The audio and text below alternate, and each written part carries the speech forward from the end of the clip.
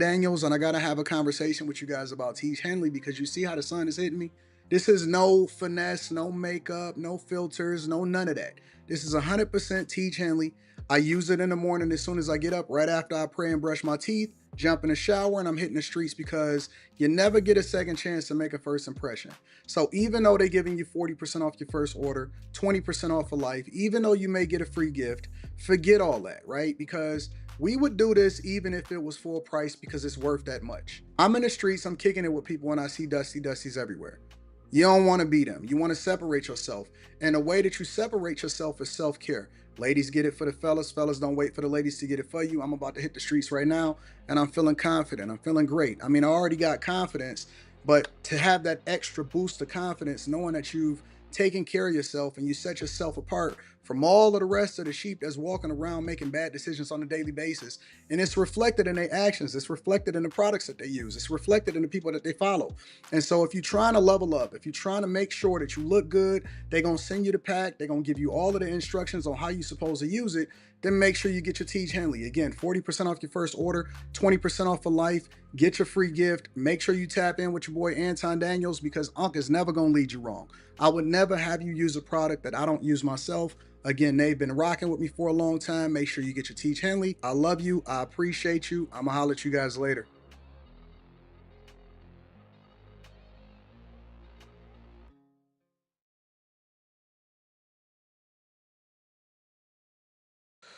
What's going on is Anton from AntonDaniels.com. I appreciate you guys for continuing to rock with me. Thank you for continuing to tune into the Millionaire Morning Show. I am your host, Anton Daniels. What up, what up, what up, what up, what up, what up? What's going on, friends and family, man? I'm telling you, every technical difficulty that... Hold on, let me see something. What is this?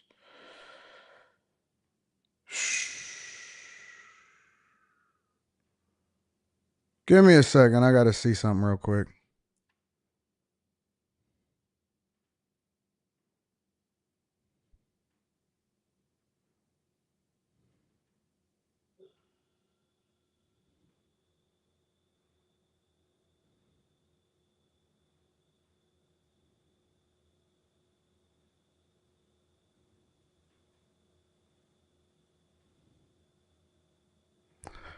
What is this?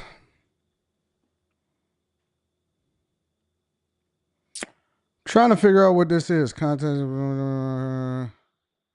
Make sure you Make sure you leave your phone number and your website has offer for a budget for this. Exactly what you like her doing this collaboration.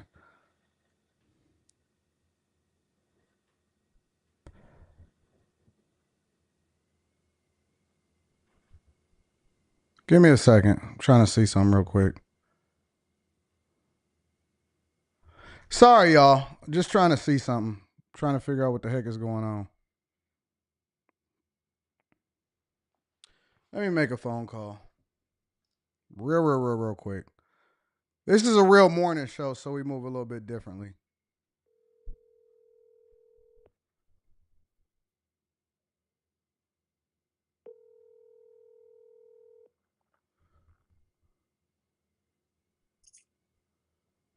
Hello. Yo, what up? I'm on a live stream. Check the email. I just accepted a document. Okay, 1 sec. Okay. Do you see what's at the top? Mm-hmm. I accepted it, and now I'm trying to understand exactly what it is. Oh, wait, hold on.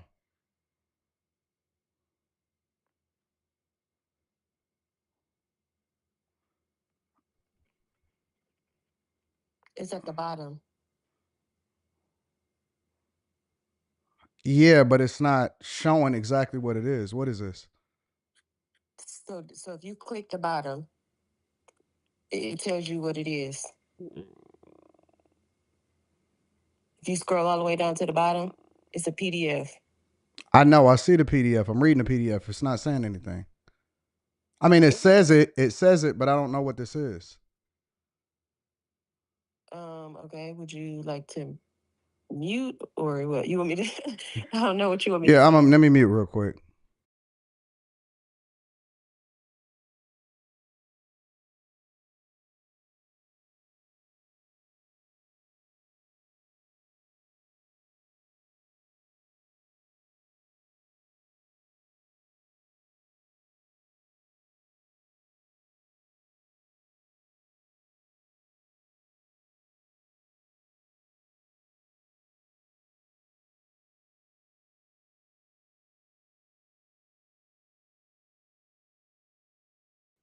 Yeah, sorry about that. It was somebody really, really, really famous that was reaching out to me trying to get me to do, I don't know, I guess they're trying to get me to do an interview or something like that. But, anyways, neither here nor there. What's going on, friends? How do y'all feel? What's happening? Y'all good? Everybody good in the streets? I'm gonna read the super chat shortly. It's been a heck of a morning, man, considering that I got a flight this afternoon and what's happening and all of this business and stuff. It seems like everything is happening all at the same time. Nah, I don't have past due invoices. Sorry, baby cakes. Everything is happening all at one time. I had a camera go out today, and then it wouldn't connect to the software, and then all of this stuff. Anyways, but I got a flight today, so we're gonna do the show from DC tomorrow. And life is life, and that's a good thing, and I'm not complaining about it, but I do have a full show for you guys. So before we get started, make sure you tap into the Patreon. Link is in the description. We got Block Club this week, inside of the Bag Chaser, so that should be dope. And still got to release the transparency video about what it is that I made on YouTube and all of that stuff. So all of that is happening this week. Shout out to my dog Mike, that dude. I appreciate you for holding me down on Cash App. Maria Porti says, check out Lindy Lee on Sean Ryan. Anthony Labricio says, America first, good morning. Rand Wilson says, Trump asked the Treasury to stop producing pennies. Yep, I seen that yesterday. And Shamara, shout out to Shamara. Shout out to everybody that's holding me down. It was somebody really, really big. Somebody big, I'll say that. Supreme, I want to make sure that everything is good before we do it, but we'll see. Supreme by Nature TV, shout out to you. I appreciate you. Thank you for holding me down. And then Whiskey Pierre Louis says, Anton, good morning, Sir Trump. 2428. Let's go. Shout out to you. I appreciate everybody that continues to hold me down.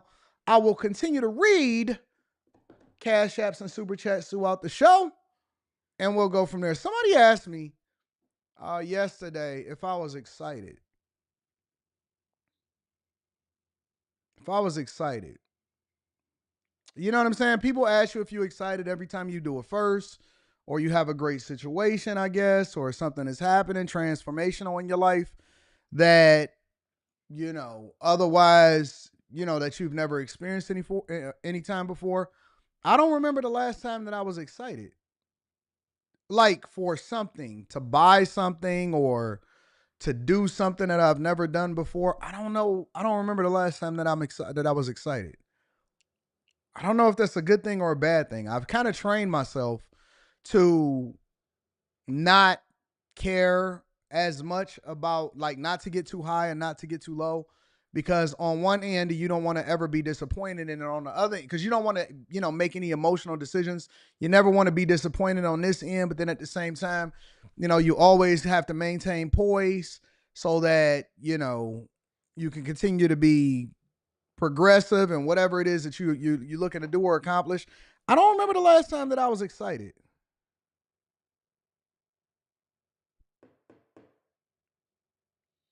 Maybe I've trained myself. I think that I've also trained myself to look at everything from a business perspective, and that way, you can always handle whatever it is that's coming in front of you. But when you see people that get super excited, sometimes I get a little envious of that. You know what I'm saying? When people be like, "Oh my God, I can't have it."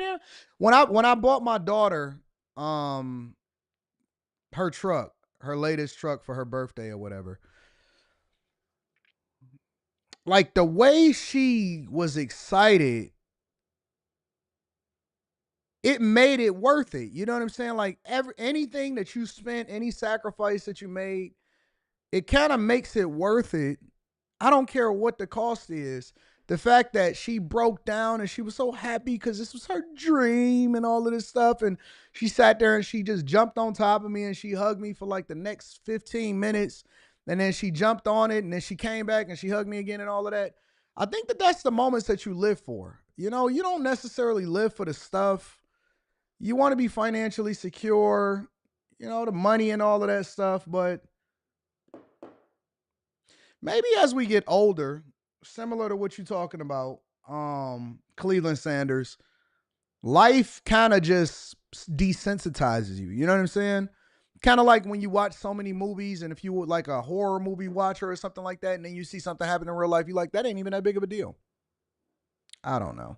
Let me read some of the super chats and then we're going to continue over with the show. Bishop Cam Nelson says, good morning, good brother. Good morning, Bishop. Congratulations on a White House invite. Stay motivated.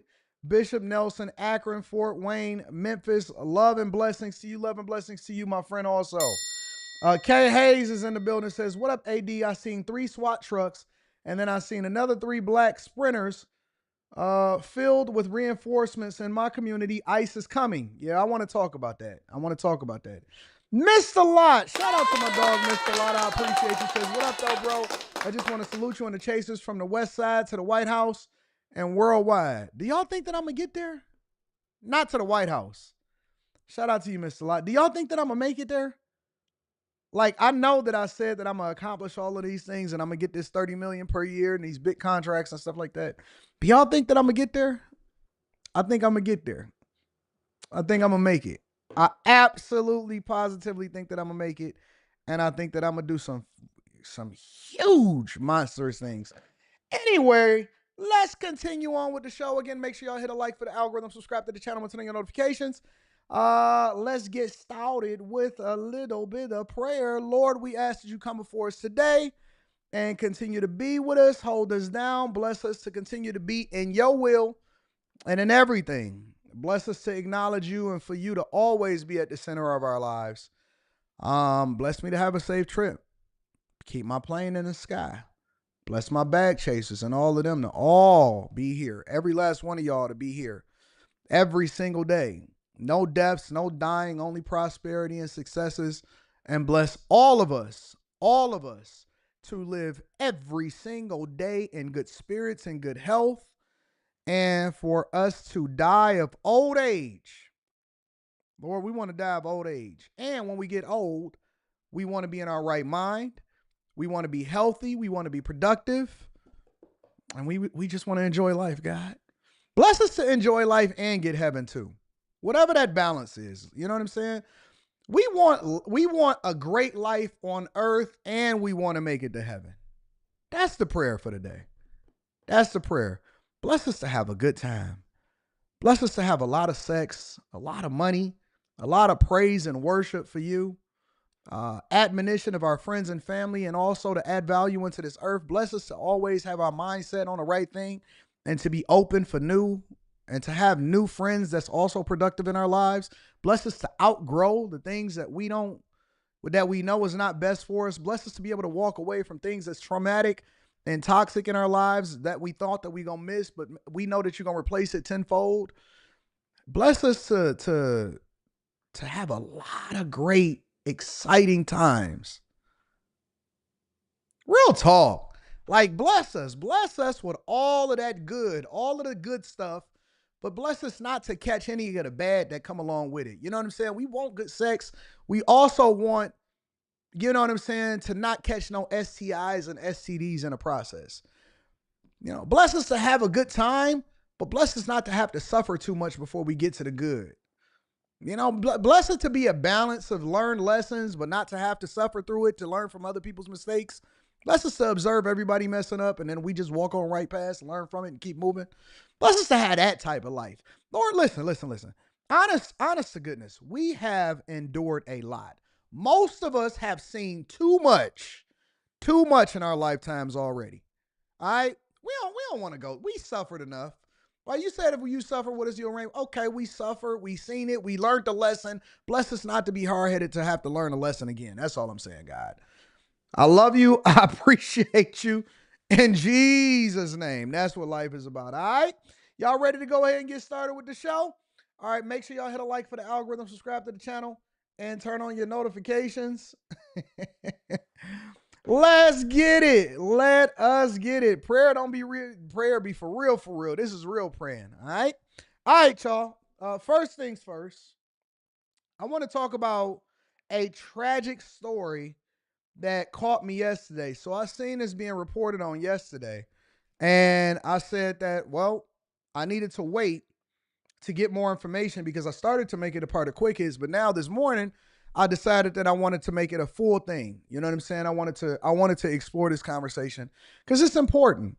And it just so happened to happen in my own personal city. I thought that it was based off of one thing, but it's based off of something that was much worse, much, much, much worse. Either way, it's a tragedy.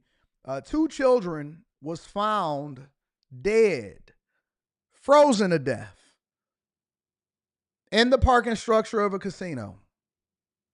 Before you judge, check it out, and let's have this conversation.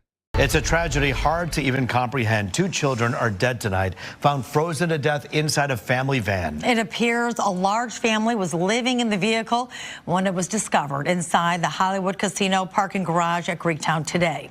Fox 2's Jessica Dupnack has been following this story since she broke it, actually, and it is so sad that this happened to this family. What's the status now? What's going on with the mother?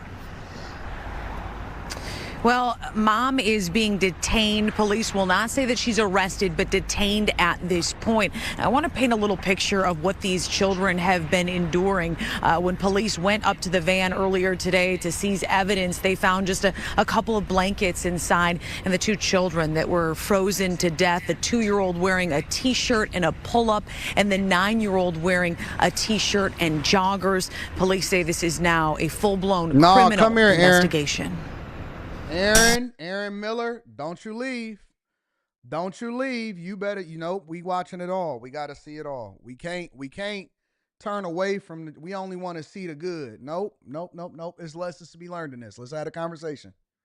It was unnecessary. It didn't have to happen this way. Investigators shaken at this unimaginable tragedy. One phone call could have prevented it all. The female says child not breathing. They are car at Greektown Casino parking structure. Around 1 a.m. Monday morning, a gray minivan pulled into the Hollywood Casino at Greektown parking structure, parked on the 9th floor. Either it ran out of gas or had a mechanical issue, leaving the family of 6 without heat. Around noon, the mother inside the van, along with 5 children, noticed that one of the children wasn't breathing. And she called family to come help, to convey to Children's Hospital. That was the 2-year-old. Then not long after, the mom called the same family member, their godmother, to say the 9-year-old child was not breathing. Both were taken to Children's Hospital downtown, pronounced dead. Doctors believe they froze to death. Sad, very sad, especially as a father. I just can't imagine what the family is feeling. I wish it hadn't have happened. The 2-year-old wearing a T-shirt and pull-up. The older child in a T-shirt and jogging pants. Only a couple blankets in the car. That's insane. That is 100% insane. Crazy. You got a T-shirt and pull-up on in a freezing cold car. I just got back because we flew out to Miami. And it wasn't just to be able to dodge the weather. It was just because it was just a spirit of moment thing or whatever. And so, because I don't necessarily work for anybody except for myself and for you guys, I had the opportunity to be able to dip. And as soon as I left, because I didn't check the weather here in Detroit, they was like, yo, Anton, it's an ice storm and it's freezing or whatever. And so when I checked the cameras around the house and stuff like that, and I could see a couple of my cars that was outside, they were covered in ice. They were literally like ice boxes. The cars themselves were covered as ice boxes. Sometimes because I could see the temperature inside if you got a Tesla or any type of Tesla vehicle, and you can cut it on from your app or whatever, you can go in and you can see what the temperature is inside of the vehicle itself. You can go into climate, you can set it to high, but what it'll do is if you go to the app, it tells you exactly what the temperature is inside of the car.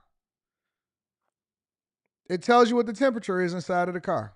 Before you even cut it on, it'll tell you the interior climate, for example, in the Cybertruck right now is 26 degrees. It's 26 inside and colder outside. And think about this for a second. The kid had on a t-shirt and pull-ups. T-shirt and pull-ups. Now, on one side of the fence, you can say, oh man, this is a tragedy. Because when I initially heard this conversation, when I initially heard this story, I thought, because I've heard of this before, that people will park inside of the casino, leave their dog or leave their children inside of the car in order to go gamble. And so it wasn't that bad. At the very least, she wasn't gambling. So I was relieved to hear that part. Nevertheless, the children died. 2-year-old with pull-ups. I think the 8-year-old had on like a t-shirt and some joggers. Both of them froze to death inside of the car. In a major city, inside of a parking structure. Not in the woods, not out all far, not all the way in somewhere, you know what I'm saying, far out or whatever. Froze to death in the car, in a parking structure.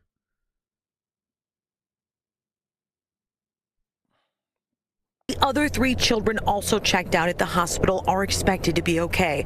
Somebody said the parents need to be arrested. Wasn't no man around.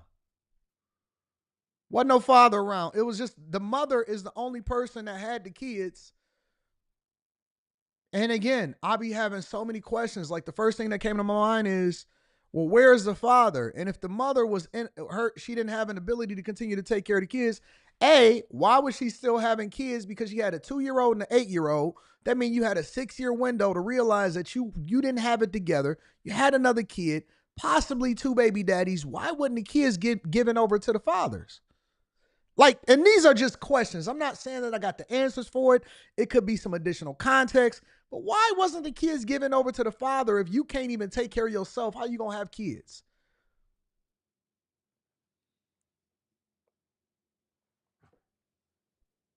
Place with Children's Protective Services, and now their mom is detained, being investigated for possible criminal charges. I don't think anyone really wants to think about that at the moment with the 2 children passed, but the reality is that the circumstances do have to be examined. We have to figure out how to go forward. The city of Detroit has a helpline set up for unsheltered people. The number is on the screen. It's up and running 6 days a week. When you call the helpline, there's a specialist that will answer the call and walk the family through the resources and services that are available.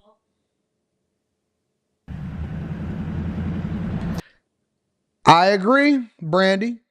I agree. You said, let's be real. Many fathers don't want them or either don't know about them. Agreed. 100%, which means that the burden of responsibility is even greater to be careful who you decide to have children with. And even if you had one, let's say, for example, you had one and it was a bad situation. You got a 6-year gap, 8 to 2, to realize, you know what? I shouldn't even be having sex. A lot of times we'll tell guys, hey, listen, you shouldn't even be worried about getting no box until you get your life together. Sex should be the last thing on your mind. You need to grind, hustle, and work, and so on and so forth. Okay, cool. Now let's say hypothetically that the woman doesn't have her life together and everything is in flux and she living paycheck to paycheck, or her first baby daddy was bad and she had 1 kid. Question, because Brandy, we're not going to skirt responsibility. It's her fault that those children died because the children didn't ask to be here and neither did they did not have the ability to provide for themselves. Question, why would you have another? If you struggling on the first, why would you have a second? If you know that it is imperative for you to really be sure that you, because we keep on giving blame out to everybody, but the fact of the matter is, The blame and the responsibility, if you know that you are the one that is going to be primarily responsible. We see women every day say, my body, my choice. You don't even have a say-so in who it is that I sleep with, or if I decide to have the child. If that be the case, because all during this election cycle, that's what I heard. My body, my choice, my reproductive rights. I want to have the choice to do what I want to do.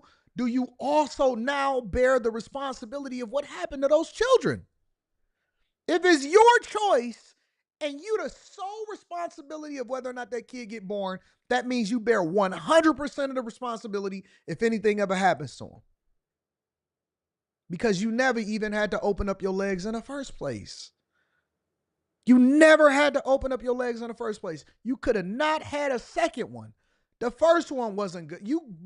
It's too much for the first one. Ugh.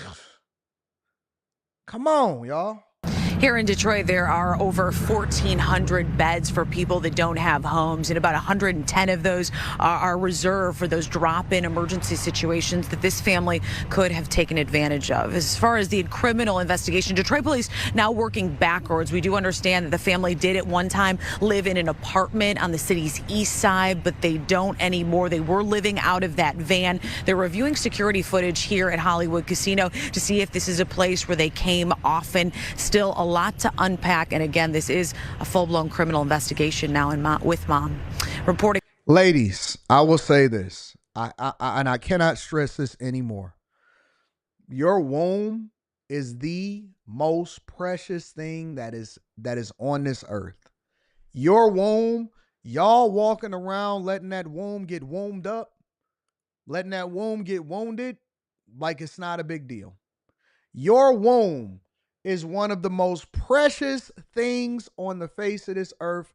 The biggest thing that you can give to a man, the greatest thing that you can give to a man is your submission in your womb. You cannot continue to allow for yourself to just recklessly have children by any old person. And when you are opening up your legs and he say, I love you, I want you to have my baby, just stop.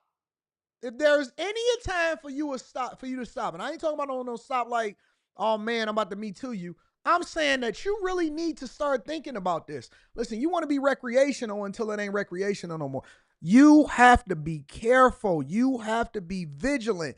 There is over 100 different forms of contraception. There is no excuse unless you are absolutely, positively sure, have great resources, planned it out, know what college they're going to possibly go to, groom them for the position that they're going to probably get as an adult as far as what they're going to do for a living. Finding a person in the community that's going to also help you vet the person that you having sex with that'll ultimately result in the kids that you're going to bring into this earth. You got to be vigilant. You cannot just randomly, recklessly do whatever it is that you want to do and think that that's going to be okay, because you're going to have to be responsible for the thing that you bring into this earth.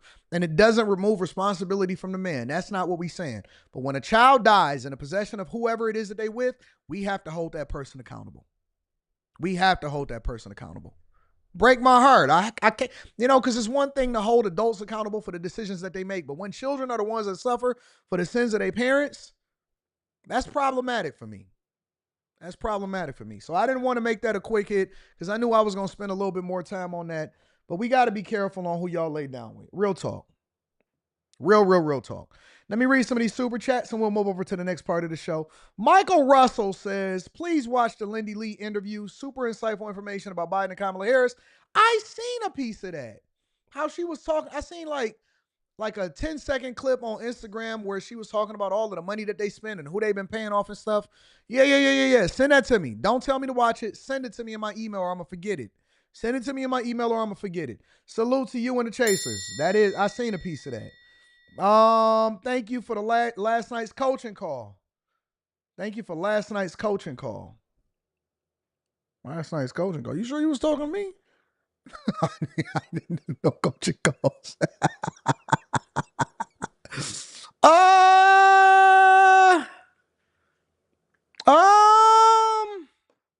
Enos. You sure that was me? I'm positive I didn't do no coaching calls yesterday. Enos, let me know what you got going on over there. Thank you for last night's coaching call. What? I don't want you having people out here thinking that I'm giving out coaching calls and then I'm skipping the line. Enos, what's going on over there? Thank you for last night's. I'm trying to figure out what's going on. Why would you say that? How much did you pay this guy?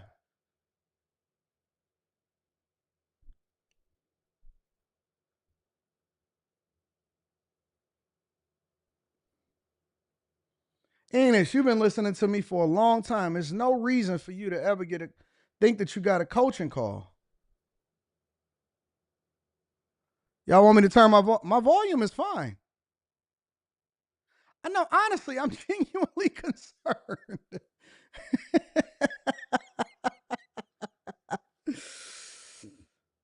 Oh. He is not a bot. Enos is not a bot. I actually invested in one of Enos's businesses. Enos, let me know what's going on. Last night's coaching call. They said let you find out that you was talking to Anton Daniels.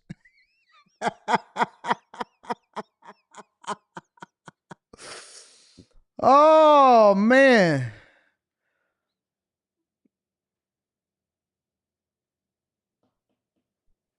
Let me see what's going on. Oh, okay. Last night's show was full of lessons. Okay, all right. You had me a little bit scared there. Like, I know y'all not getting finessed on that type of level, are y'all? Shout out to Enos. I appreciate you. Okay, all right. We there. You saying last night's show. Shout out to everybody that tuned in to last night's show. Just want to be, I had to stop the show for that for a second. Latrell M, thank you, Latrell M, for holding us down. I appreciate you. Supreme by Nature TV says, good morning, Bag Chasers. Why when folks talk with TDS talk about Trump and Central Park 5 never talk about Bobby McCraw, Antron's dad? What? Y'all got to get y'all punctuation together. I don't know what y'all talking about. I know y'all said that the app be messing up with recorrecting y'all with the AI or something. Godspeed, you will make it to the big house. All right, I like that. Shout out to Poor Legacy. Andre Robinson and Anton, they would rather struggle and complain. Yeah, that's messed up. Showcase Classic says, a good day to you, Anton. In the chat, I wonder why she didn't ask for help from the same family she called when she noticed her 2-year-old was unalived. No children out of wedlock prevents so much. I agree. The babies were innocent. This is just so sad, said Jerry. I appreciate you, Jerry. You are correct. Amen on one says you have to pay the piper. Shout out to you. Hardhead says, what up, big dog? I need a little insight. My job sold the company to the employees, but we was forced to cash out our pension. We still have 401k. Is this beneficial for us in the future? I need to know what the job was and what y'all got out of it. Y'all, job sold the company to the employees, but we was forced to cash out our pension. Is this something that y'all voted on? I mean, I would imagine that y'all was forced to cash out y'all pension because the job wouldn't be able to support it, right? I don't know. I would sell my share if I could. I wouldn't want that position. AI Anton, shout out to Aaron L. I appreciate y'all. Make sure y'all tap into the Patreon. Link is in the description as well as pinned to the top of the chat. All right, y'all. Let's get into the show for real. FBI is suspected of leaking information to migrants. This is the reason why we need to audit for the people that are in these government positions, in addition to where the money is going. I think that this is one of the most concerning things that has come across my desk in a long time. Make sure y'all hit a like for the algorithm, subscribe to the channel, and turn on your notifications. Let's check it out. And tonight, a very disturbing trend is taking hold as President Trump is implementing his mass deportation policy. Looks like every time ICE is preparing to launch a large-scale enforcement operation in a liberal city, information about that raid is leaked. And now the administration is taking major steps to make sure that stops happening. Attorney General Pam Bondi warning yesterday right here on Fox News, quote, if you leaked it, we will find out who you are. We will come after you. This after Homeland Security Secretary Kristi Noem said that she thought that FBI employees were the ones responsible for these leaks. Also tonight, our own Bill Maluzhin reporting that Secretary Noem is asking the Treasury Department to allow IRS agents to be sent to the southern border to help enforce immigration law. Here with more is Trump administration border czar Tom Homan. Tom, where are these leaks coming from? Well, look, we think it's coming from inside, and we know the first leak of Aurora is under current investigation. We think we identified that person under investigation right now. The California leak, Secretary Noem, she's correct. Some of the information we're receiving tends to lead toward the FBI. But I talked to the Deputy Attorney General all this weekend. They've opened up a criminal investigation. And they have promised that not only this person lose their job and lose their pension, they're going to go to jail. They're going to We're going to get to the treason in a second. We're going to get to the treason shortly. But you got to lose your pension. You will lose your pension. That means that anything that you had promised to you from a retirement perspective is gone. Now, was it worth it? Was it worth it? prosecute. So we're all over it. We got the DHS IG investigating the first one. Have a pretty good idea what happened. Can't share a lot because it's under investigation, but the IG's opened up a criminal investigation on the second one. We're sending a strong message. It's just not, giving the bad guys a heads up so they can escape apprehension. Right? We're arresting, giving, the Venezuela gang a heads up so we can't arrest them. You're putting officers' lives at risk. It's only a matter of time if we walk into a place where there's going to be a bad guy doesn't care. He's going to be sitting and wait for the officers to show up and ambush him. This is not a game. So DHS and DOJ are connected at hip to hold these people responsible in a criminal fashion. So I think that this is very important for us to figure out. This is very, very important because if we have people that we are paying with our tax dollars that are supporting and against the American people by actually leaking information to people that's not supposed to be here, or to terrorists and criminal organizations, or to people that have committed crimes inside of the United States of America. And then when Tom Homan or ICE or deportation officials or the police officers or the sheriffs or Border Patrol is getting ready to go and do a large-scale operation in a particular place or a city or a sanctuary city, and then they go in, and then everybody just so happened to disappear multiple different times. Every single time they're thwarting your investigation, and they're thwarting your ability to be able to arrest the people that's not supposed to be here. And it's coming from the FBI. That is a problem. But we would never know this. We would never know that treason even existed within our government organizations had we not voted Trump in. But let me tell you what's not going to happen. You're not going to see AOC talk about it. You're not going to see Jasmine Crockett talk about it. You're not going to see Al Sharpton get Al Sharpton's big head bobblehead on MSNBC on the More Than Joe and talk about it. You're not going to see MSNBC, the network, address it. You're not going to see Rachel Maddow. You're not going to see any of these people, any of these raging liberals. You're not going to see the raging liberal celebrities talk about it. They're going to completely ignore it. They're not going to have a conversation about it at all. You know why? You know why? Because they're borderline against the United States of America too. We have so many ops in this country. And thank God we got the administration in there, and they're going to set an example for people. When they prosecute these people, they are going to prosecute them to the fullest extent of the law, and they are not going to have any mercy. Let me tell you something. This is not the type of administration that you're going to get a slap on the wrist or you're going to be able to plead down. This is the type of administration that they're not going to offer you a plea deal at all. Have you seen the way Trump operate? When Trump sues somebody, he go all the way for it. He want blood.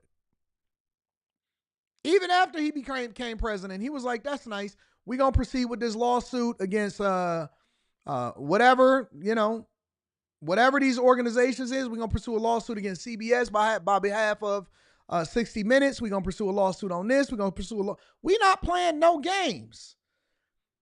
And I think that it's time to get tough on the people that are doing some of the most disrespectful, treasonous things inside of the United States of America. Early indications are this is coming from our own FBI. How certain are you of that?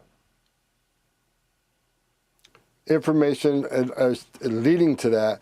Again, I'll let the Department of Justice do their own investigation. But again, I talked to the Deputy Attorney General this week, and they've opened up a criminal investigation. He thinks the information is coming from there also, so we'll let that investigation play out. But some of the leads point that way. Wow, that's really scary. The idea of, not hiring these 88,000 IRS agents to go after, law-abiding taxpayers and bringing them to the border, how helpful would that be in your mission? No, we'll put them to work. For the law enforcement officers, Ava says this should not be about setting an example, but about handling business. Be about business. Setting an example is about being about business. Setting an example.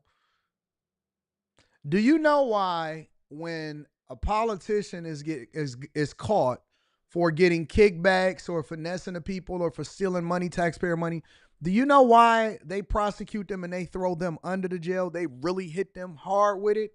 Is because they have to set an example because they don't want corruption to run rampant within our government system. Setting an example is about business. Sometimes you got to fire an offender not because you want to fire them, but because you have to set an example as to who it is that can and can't get away with things inside of your organization. You got to do that with your children. I've had to discipline my child one time in her entire life when she was younger. Never had to discipline her again. Because once she got it that one time, she said, you know what? There's got to be a different alternative than this. It's got to be a different alternative than this. It's so much sweeter on that other side. That is business. And see, this is why often at times you have to be very careful when you allow for a woman to then lead these organizations because they don't understand that is business. You know why there's so many criminals? You know why people feel compelled to be able to steal out of the store? You know why a lot of these businesses is going out of business? You know why they closing up these stores and these CVS and these pharmacies and these places over on the West Coast and these liberal cities? You know why it's a food desert? It's not that people don't feel like it's good to open up a business on this particular corner for an underserved community that they can then run up profits in. It's because people feel like they can get away with it. People don't mind committing murders because they know that they're not even going to do life in jail. Over in El Salvador, they literally stopped crime within 2.5 to 3 years by going in and making it very, very hard inside of the prison. I know people that don't care about going to jail because they feel like jail is going to be a party. They got all of their friends in there and they're going to run a marathon when they get in there. They're going to work out. They're going to get healthy. They're going to kick that cocaine habit that they got. They're going to get off the rocks. They're going to have a good time with their friends. Oh, so what? I got to do 2 and 3 years. I get off of good behavior. I'm really only going to do 1.5 years, a year and some change. I'm cool. I ain't even tripping about it. They're going to come out. They're going to get some stripes. They're going to get praised when they get out of jail and they're going to feel compelled to do it. You know why? Because we not about business and we don't set an example of what you can and can't do. And so people feel like it's okay to take risks. They don't have that over in the Middle East. They don't have that in certain other countries. Because when you do something, you get punished. Try it if you want to. Play the game if you want to. But there ain't no consequences over here. And so everybody feel like they can just do what they want to do. They walk in the store, steal right in front of you. Flash mob. Y'all the type of parents that your kids will slap you. I don't want to do it, Mom. Oh, Timmy, I have to do soft parenting because I want to be careful about whether or not I want my child to then slap the taste out of my mouth. The children is actually running the parents now. It's a reflection of what we see inside of America.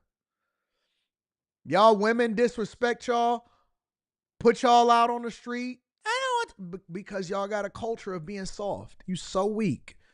And then when I come along, everybody feel extra offended. Let me crush my pearls. He told me I need to shut up and sit down. How dare he? Because you ain't never been told to shut up and sit down your whole life. Your daddy, your boyfriends, your Your baby daddies, everybody in your life then always told you, oh no, it's okay. You so good. Don't worry about it. I'll never ever say anything negative to a woman. And then I come along and be like, sit your black butt down before I slap the taste out of your mouth. Who you talking to? Then you want to get all hot and bothered. Ooh, he got me tingling in the inside. That's because the nature of you is to be disciplined and then shut up and let leadership lead. Now you want to get all hot and bothered. Now you finally found the man that you can really submit to. You should have had your life in order all this time, and then you wouldn't be a baby mama. Then you might have had a chance, but nope. Now you ain't got a chance because you got too many kids, and I can't do nothing with you now. All I can do is get you in line for the person that's gonna then simp out for you and possibly be your baby daddy. But we need order inside of this country. We need order inside of this country. You're not gonna be treasonous and think that you can get away with it with this administration. How dare you? Certainly putting work in helping secure some of these at-large operations. They don't have an immigration authority, but they can certainly cover a back door. They can certainly transport. They can certainly help process. The non-criminal IRS agent, they can help us process and do some intelligence and wrap around infrastructure planning. We'll take them. We can use all the help we can get because this is a big operation. So I hope we get some of them. I think President Trump's made it very clear. This is all a government approach because this is a national security vulnerability, our open border, and having all these over 2 million known gotaways. You and I talked about this a lot, Sean, helping us find these people who paid more to get away. Over 2 million. We don't know who they are, where they came from, why they're here, but we need to find those folks. So we'll take every man and woman available to come. You know, I keep going back to a question, and you have every right to be irritated with me for keep asking it, and this is the scary part of tipping off the enemy, because you're right, they'll lie in wait and the element of surprise will be removed from those brave agents that are willing to find the people in this country that don't belong here, but among them are known murderers and rapists and terrorists and cartel members and gang members.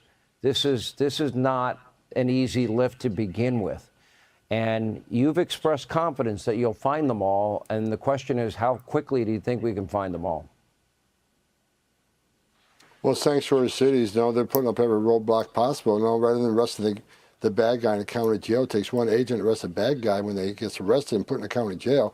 We got to send the whole team to the neighborhood. So it's very difficult in sanctuary cities, but we're going to keep coming. What are we doing about sanctuary cities? I'm going to double the manpower in those sanctuary cities. Sanctuary cities, if we can't get them in their homes, we'll get them in a place of employment. We're going to have large-scale worksite enforcement operation. So we're going to send more resources. We're not going to stop. We're going to keep coming. We're going to keep coming with more. We're going to increase the targeting in those cities.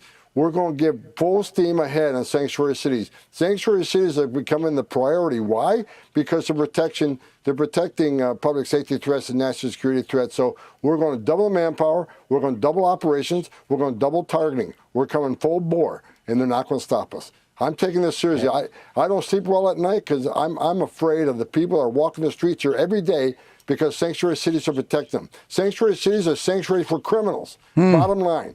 So we're going to do everything we can to find them, regardless of what it takes. We got a strong president in the White House that's giving us all the authority we need. We're coming. I agree. I 100%. I think that you don't ever give in to the devil. You don't negotiate with terrorists.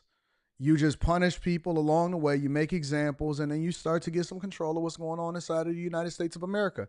Shout out to Tom Homan, and shout out to all of the this administration that's setting an example of how we supposed to move and taking care of business inside of the United States of America. Let me go ahead and read some of these super chats and cash apps, and then we're going to continue over with the show. Let's see what we got here.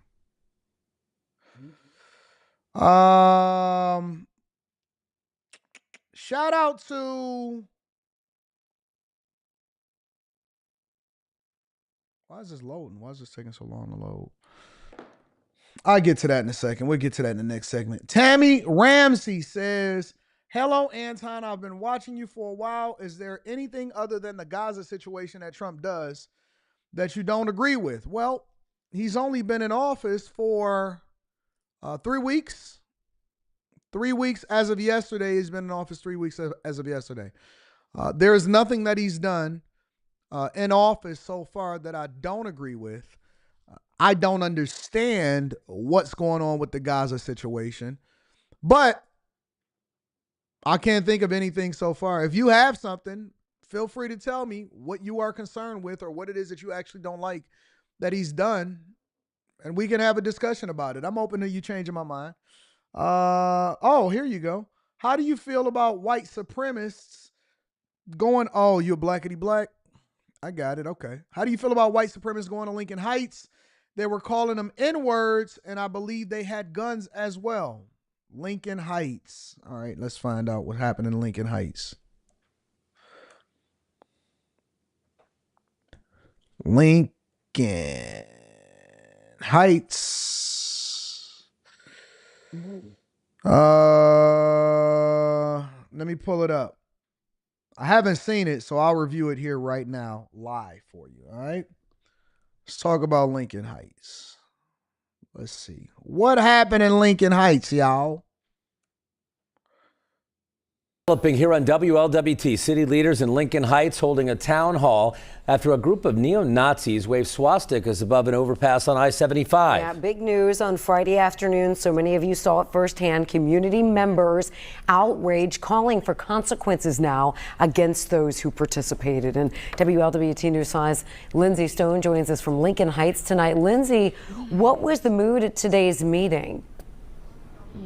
Cherie, it was extremely tense. The community asking very pointed questions at Hamilton County Sheriff Charmaine McGuffey about why those individuals were not only not acknowledged or identified, but also not charged. Now, the meeting wrapped up just moments ago. It went on for over 3 hours. Very, very tense today. Again, motions very high after Friday's events.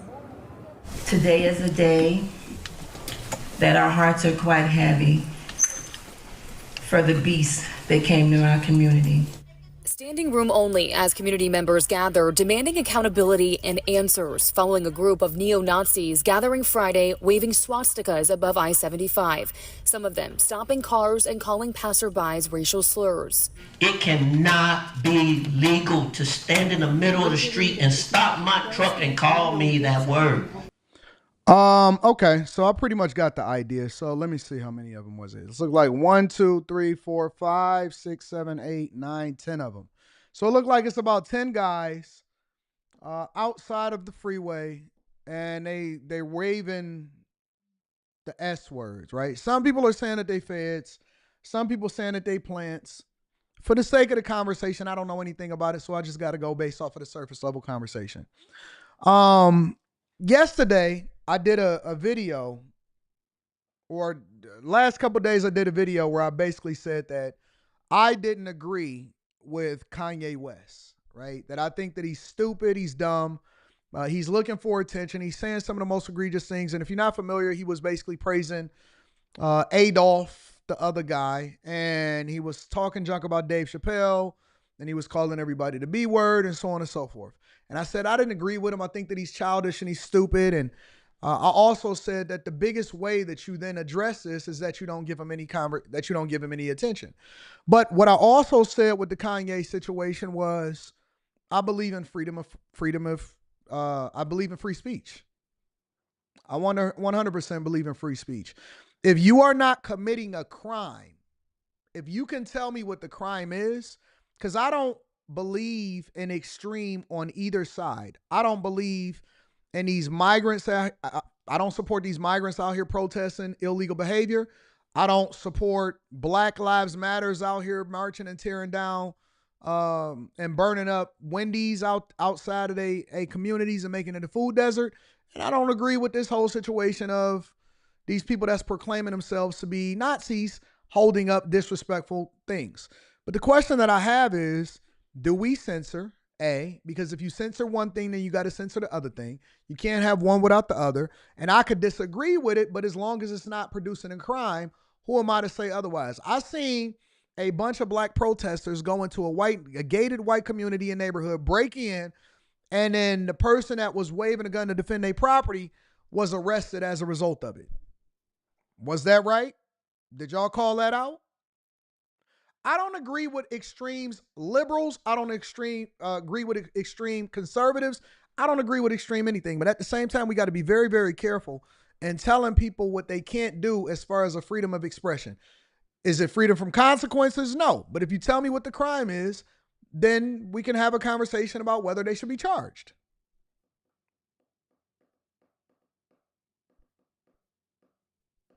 What should the consequences be?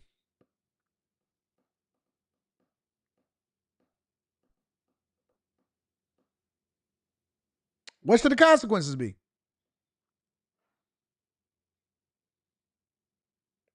Should I be scared because they walked outside and they put up a sign?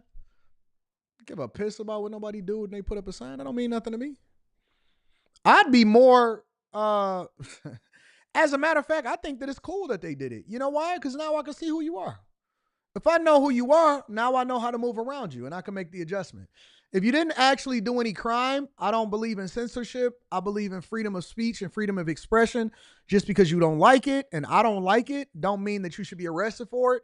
And if you see a crime happening, then I think you should be arrested and you should be prosecuted to the fullest extent of the law. But I don't believe in censorship. I don't want nobody censoring me when I say what I want to say. And so I don't believe in censoring somebody else. But you got to be careful because that can come back to reflect bad on you. You can lose your job. You can get in trouble for inciting a riot. You can do a lot of things. But nope, I don't believe in censorship at all. And as a matter of fact, I think that y'all should encourage it inside of y'all communities because then you can see who is who. And when you then follow them home to see where they live, you know exactly what to deal with. You know who the enemy is. So anyways, neither here nor there. Let me continue on with the show. I want to switch gears real quick, and I'll read Super Chat shortly. I want to switch gears real quick because we just recently talked about the treasonous activity within our government branches, including the FBI leaking information to prevent these raids from happening across the country. But here's a situation that I thought was interesting. A contractor is kind of upset and pissed because all of his workers, his illegal workers, was being arrested at the job site. Check it out. Meantime, a South Florida contractor says he is shocked by an immigration raid at one of his job sites in Wilton Manors. The contractor says one man was handcuffed and taken away. CBS's Miami's Joe Gorcha is live now in Wilton Manors with how he is moving forward from this story and what he describes as pretty harrowing, Joe. Jim, on Friday morning, Jeb Schaefer says he received an unexpected call. He says one of his subcontractors at a job site here in Wilton Manors said that there were federal agents there. So what did Schaefer do? He rushed over trying to defuse the tension. A man records, informing agencies doing so because they're on private property. It's a job site Jeb Schaefer of Schaefer Construction hired subcontractors to work on. Like family to you. So it's very upsetting to see that. Schaefer tells us federal agents took one of the workers away in handcuffs on Friday. We see the man wearing a white shirt being guided away by a federal agent. I'm told that, yeah, he's lived in the United States for 15 years, this guy. And again, he's got a wife, he's got a kid. Schaefer tells us his subcontractor is up against the wall in this video in a yellow shirt with federal agents standing in front of him. Then we see Schaefer coming into view, wearing a dark red collared shirt, filming and observing. He was trying to get, his guy's cell phone so that he could get it to his wife, his guy's wife. He told everyone to pack up and go from the job site for the day after it all unfolded. I'd like to find out what the circumstances were that, Poor contractor walking up in your pressed shirt. And now you're concerned about what's going on and you're concerned and you're actually turning a little bit more liberal. You know why? Do you know why rich people then turn more liberal? It's not because they actually believe in liberal policies that happen inside of the United States of America. Rich people embrace liberalism because it starts to affect their pocketbooks.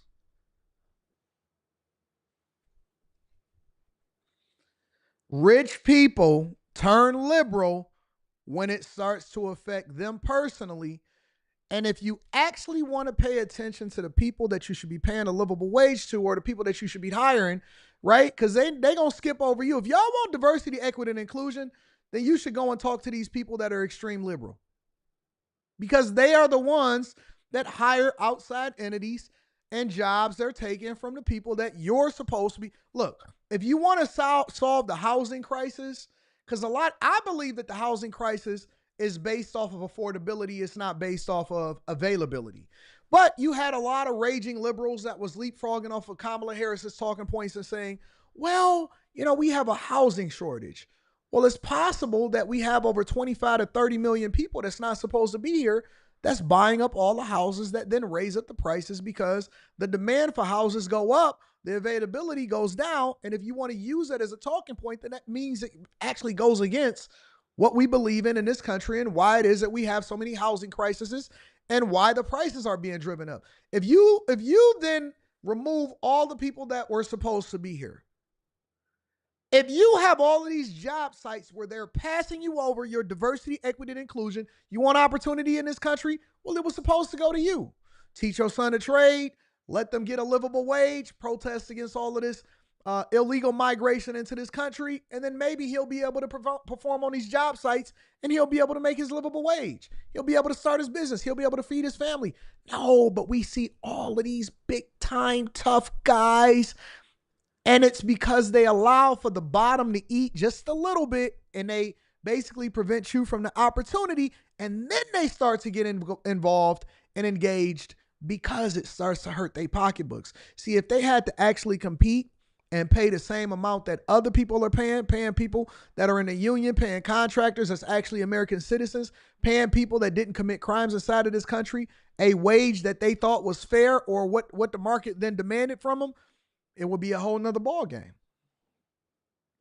It would be a whole nother ball game. You had 15 years. Think about it. He's been over here for 15 years. That's what he said. You had 15 years to get your life together, and you couldn't do it in 15. You've been here for 15 years. Is it our fault that you decided to go and have children illegally inside of the United States of America? And then we supposed to recognize what you think makes sense in our country that is laws and it's governed by the laws and the Constitution that we put forth?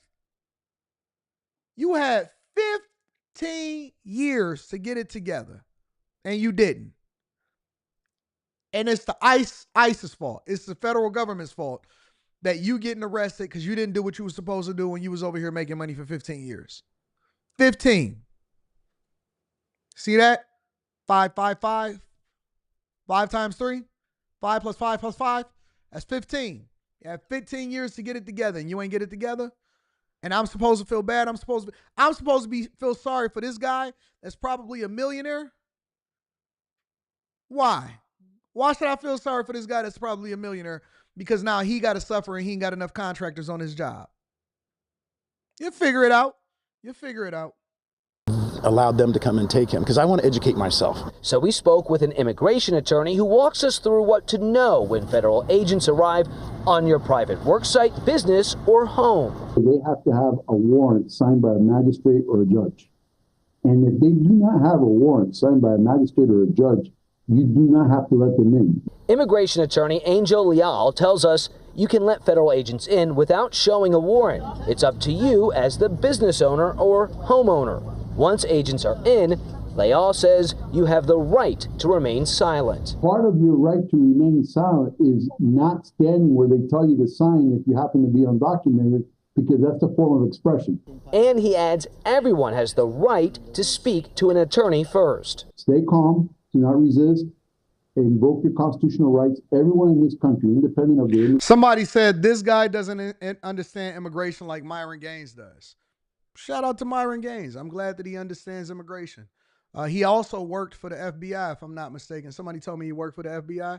That's great. Let me tell you something. From my C student's perspective, you know what I need to understand? I need to understand whether or not you're going to get deported in that cargo plane or not. I understand it enough to know that you're about to get arrested and get your butt thrown out. You're going back to where you came from. You're going to Venezuela. You're going to Venezuela, baby. If you came in the country illegally, you gotta go home. And you gotta come in here and do it the right way and not skip the line. If you escape from prison and you've been escaped for 25 years, you still have to go back to prison when we catch you. Is there anything that I don't understand about that?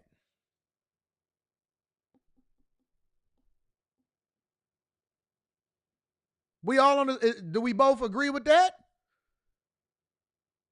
You're not gonna come on here and mess up what we got going on. If you want to participate, you gotta come over here legally. I don't care how many kids you got. If you don't want your family to suffer, then don't have kids illegally inside of the country that you're not supposed to be in. It's very simple for me. This is not rocket science. Y'all acting like it take a genius to figure out exactly what you're supposed to do. You knew what the laws was. That's why you skipped the border. A story you'll only see on Local 10. We continue to follow the deportation fears coming from a Coral Springs family. A father with no criminal history is escorted out of his home by heavily armed agents on Wednesday. Our cameras also getting a first-hand look at the immigration crackdown today. Our news crew riding with ICE agents as they take illegal immigrants into custody here in South Florida. I hate to have Local to 10's talk Christian like De La that Rosa to is help live people tonight in understand Dania something. Beach, and he has more reaction coming from the family of the South Florida man on the fight to set him free. Christian.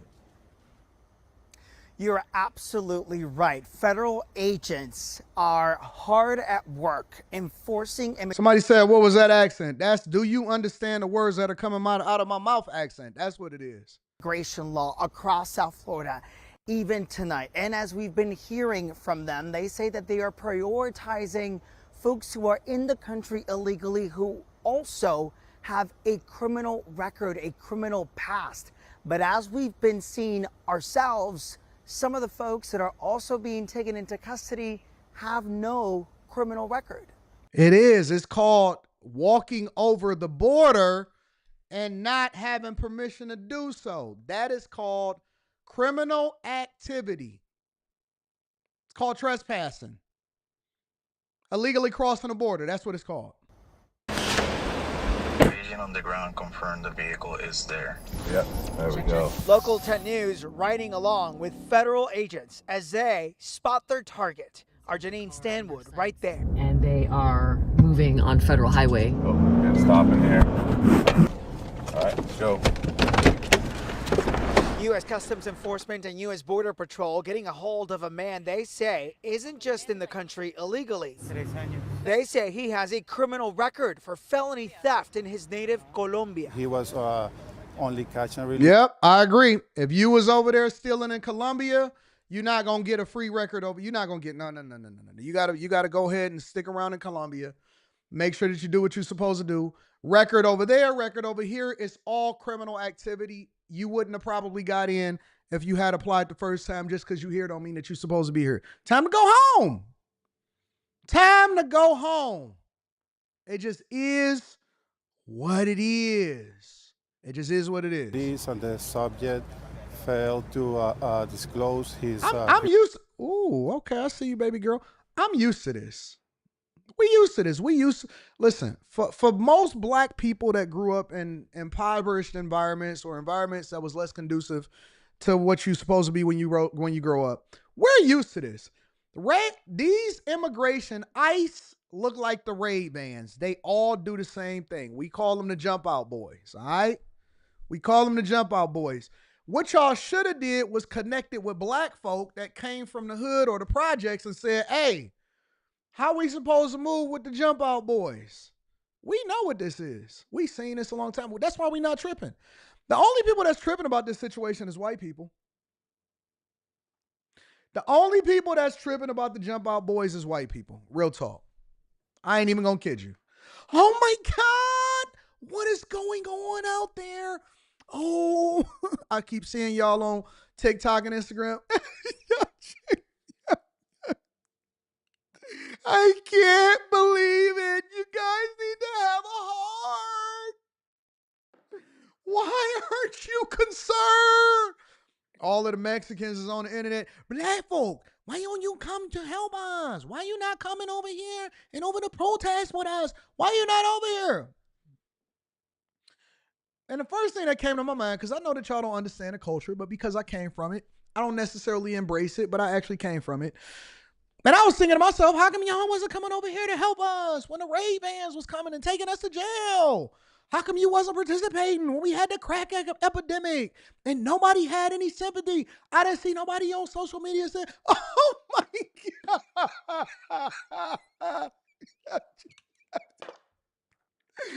Look at them taking all of those black faces to jail. Look at the crack epidemic. Now, I'm supposed to be concerned because your son is stuck on meth and Fenty. Look at the Fenty that's killing everybody inside of the United States of America. And I'll be looking like, dang, that's crazy. Look at what happened. We adapted. We ready for war. Nobody was tripping when the Jump Out Boys and Gang Squad over here in Detroit was over here hitting people upside the head. Get in here. Give me all of your money. They was raiding the hood left and right. You know what they said? You know what people said? You got to root out the bad ones. We got to fix the community. We was like, yo, where the government resources at? The CIA is planting crack in the community. Now we got the FBI leaking information, getting them arrested, and now y'all want to be concerned. Oh, Susan, why aren't you black people over here helping us out? No, we chilling. Conservative, Democrat, liberal, Republican, no matter what you want to talk, we chilling. We observing the show. Dang. What's all of that over there? Domingo and Emmanuel is over there getting arrested. Dang. Anton, but he has a wife and children. So did Bartholomew over there, and nobody tripped. I think what's good for the goose is good for the gander. Nobody flipped. You know what they said? Look at that. Messing up the neighborhood. And fair. I think that that's a fair assessment. At the same time, I was looking at Jesus over there like, dang. You see what that's happening there, say? You see what's happening, Holmes? They over there taking him. At least they gave y'all an opportunity to keep y'all family together. They said, y'all don't have to leave. Y'all can all get deported together. Everybody can go together. Trump is a merciful president. He said, y'all don't even have to, y'all can all go together. Tom, hey, listen, we giving y'all the choice to all go. We got a cargo plane, some shackles, and we gonna get y'all on y'all way if y'all all want to stick together. For us, it was just like, she'll get on government assistance, break up her family, turn her son gay, and then that'll be the end of the conversation. No big deal. Courtesy of the CIA bringing in drugs inside of the United States of America. Now, I'm supposed to be appalled.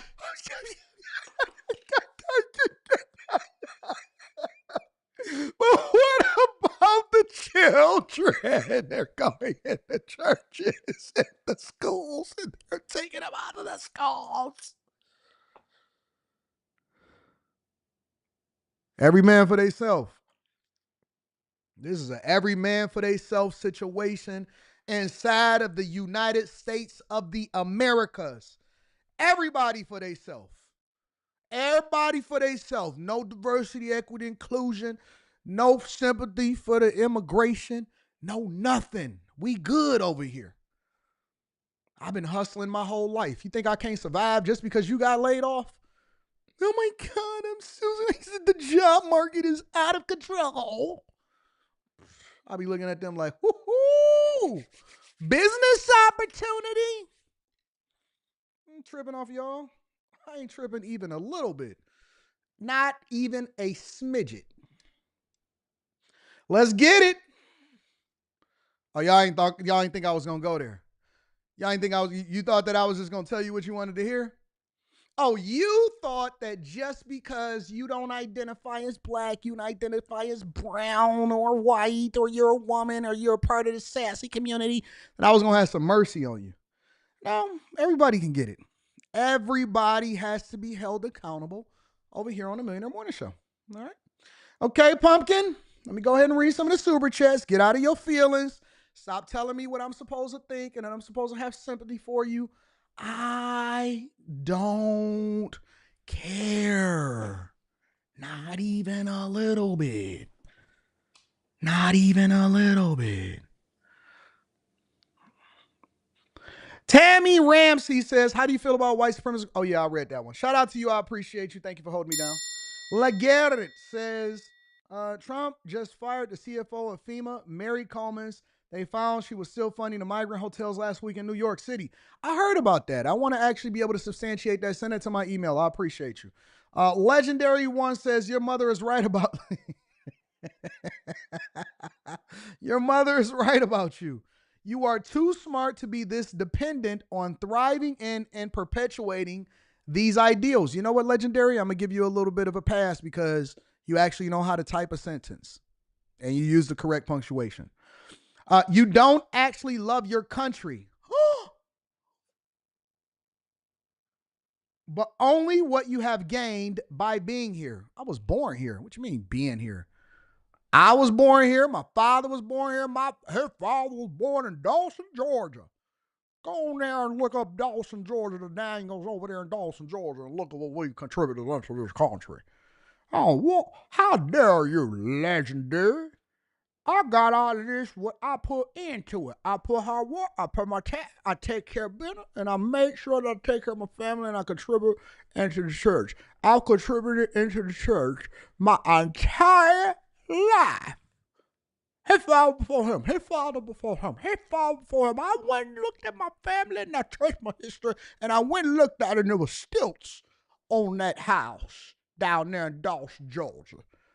They asked me if I want to stay. I said, no, I'm going to Atlanta and I'm going to stay in an Atlanta hotel because the bus was this big down there in Dawson, Georgia. What do you mean? My family helped build this country, and then I worked my way up based off of the fact that my father made the sacrifices to give me what I need, and now you want to sit here and say, I don't love my country? I love my country. My ancestors bled for this country. What do you mean I don't love my country? What we supposed to do? Huh?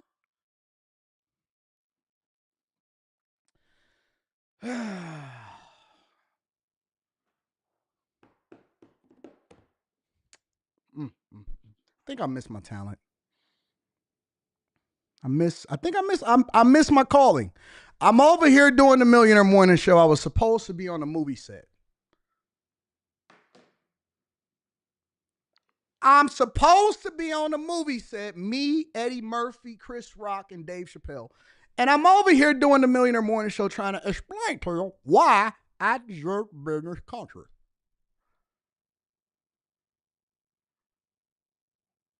You know what I'm saying? What's wrong with these people? What do you mean I don't love my country? My country didn't love me. I love my country before my country loved me. I loved it for.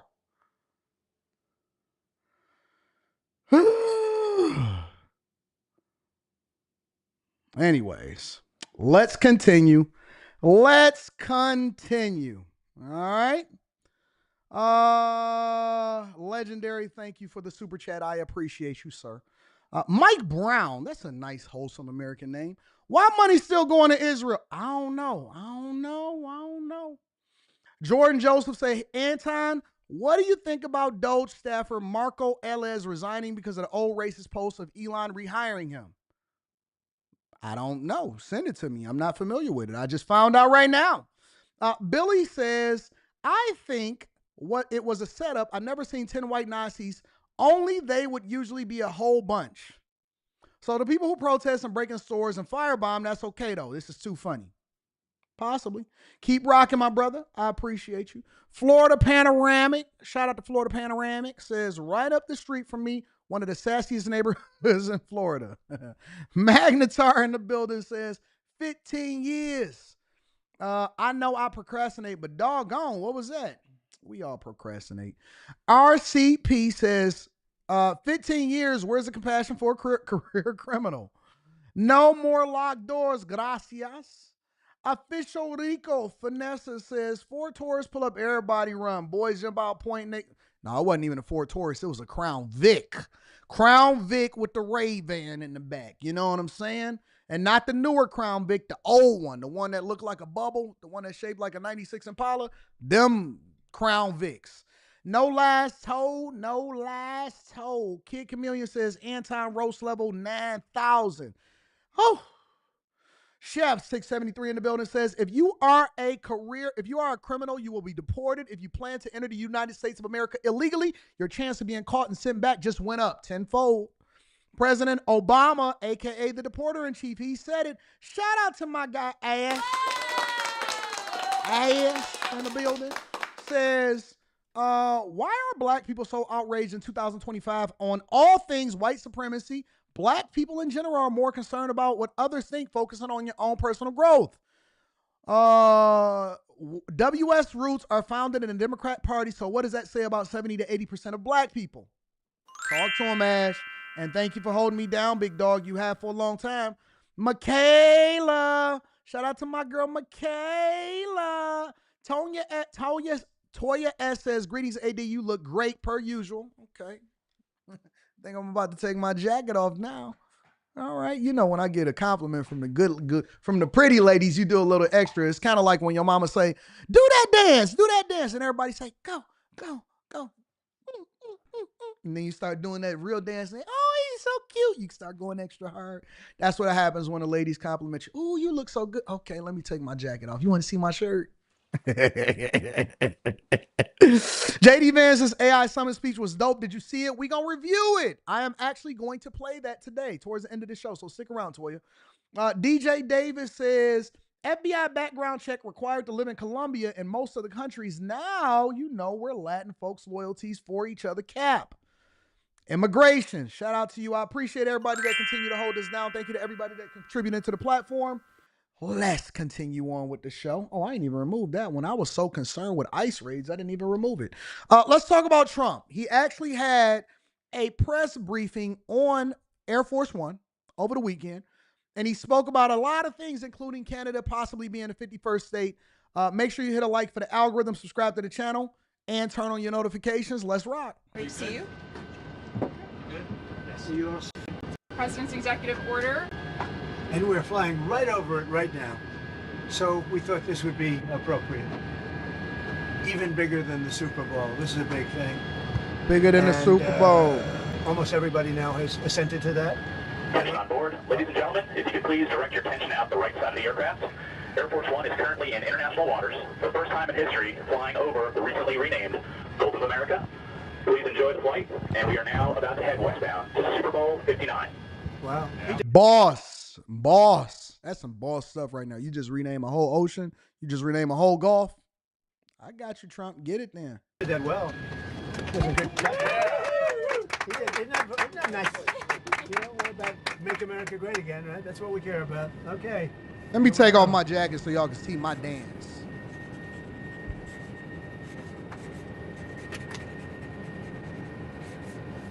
So this is a famous pen now, and we'll put it with something. I'll ask you to do whatever you think we should do with it, Mr.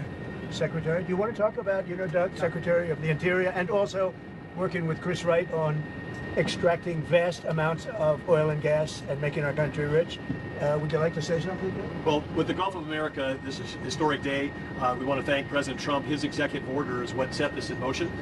We signed a secretarial order as Secretary of Interior directing the U.S. Geologic Survey, who is responsible for the database, which is the Geographic Names Informational System. And so just prior to this signing, if you will, the button was pushed. It became official with this proclamation to call today Gulf of America Day. But now it's going out. As we're sitting here right now, our team is calling all the map providers, so Google Maps, Apple Maps, all the map people. That change will take effect this afternoon to Gulf of America. So again, did that really just happen? Wait. So you telling me on Google Maps and Apple Maps that they've already said that we are now going to be called the Gulf of America? Did that really happen? Let me find this out. Fantastic. Thank you, President Trump, for seriously, setting that this all in really motion happened? with your executive order. It's an exciting, fun day, and great to do this as we're flying over the Gulf of America. We thought it would be very appropriate. That's some boss stuff. Thank you very much for being here. It's been a very important part of his life. And who knows what would have happened to him without you. It might not have been good. Here you go. Okay. talk to Mexico about this? Actually, interestingly, I've never spoken to him about it. It was our call, and I have not spoken to him about it. I've spoken to him about many other things, but I haven't really talked to him about this. They have never brought it up. I'm a little surprised at that, but they've never brought it up. Sir, can you tell us about your conversation with Vladimir Putin? I don't want to do that now. We're trying to end that war. It's a war that would have never happened if I were president. It would have never happened. But we're making progress, but I can't tell you. You suffered a couple court losses, Mr. President, and J.D. Vance said judges aren't allowed to control the executive power. What's your take on that? Well, we're going to see what happens. We have a long way to go, and we're talking about fraud, waste, abuse, and when a president can't look for fraud and waste and abuse, we don't have a country anymore. So we're very disappointed with the judges that would make such a ruling, but we have a long way to go. We have to look, we have to find all of the fraud that's going on. We have tremendous fraud, tremendous waste, and tremendous abuse, and That's theft. crazy. And the day you're not allowed to look for theft and fraud, etc., then we don't have much of a country. So no judge should be, frankly be allowed to make that kind of a decision. It's a disgrace. Mr. President, a few years ago, Gulf of America, Canada, Greenland, Gaza, all these are very muscular foreign policy. How does this align with America first? Because it makes us bigger, stronger, and better. It's crazy. And more protective. We need Greenland because of national security, international security, world peace. And we'll have to do that. Canada, we'll see what happens with Canada, but the people of Canada would be paying less than half of the tax. If you look at the tax, they're going to be paying less than half the tax. They don't pay very much for military, and the reason they don't pay much is they assume that we're going to protect them. That's not an assumption they can make, because why are we protecting another country? Now, I love the people of Canada. We have a great relationship. But if they became our 51st state, it would be the greatest thing they could ever do. It would be unbelievable. It would be a cherished state. And think of how beautiful that country would be without that artificial line running right through it. Somebody drew it many years ago with a ruler, just a line. You look at how beautiful that is, wow, it would be very exciting. But if you look at Canada, it would be cherished as a 51st state. They don't pay their share of military in NATO. They pay very little for military. They're not protected at all. And the reason is they think we're going to protect them. The other thing is we subsidize them to the tune of about $200 billion a year. If we stop doing that, if we stop allowing them to make cars through tariffs and other things, cars, trucks, etc., what they make, they're not viable as a country. You know what's happening right now? Do you guys know what's happening right now? This is the beginning of petitioning for y'all to ultimately join in. This is a takeover attempt. Have y'all ever seen a takeover, a company takeover? Y'all have never really paid attention to company takeovers. Have you ever seen a company takeover, a hostile takeover before?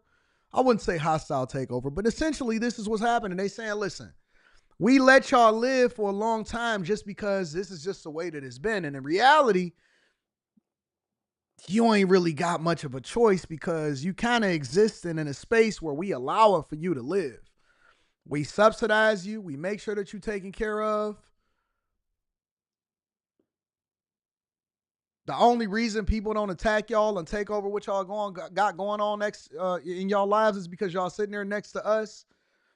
We subsidize your life. We make sure that you're good. The only thing that we not getting is all of the benefits of being married to you. We can cut your taxes and ooh.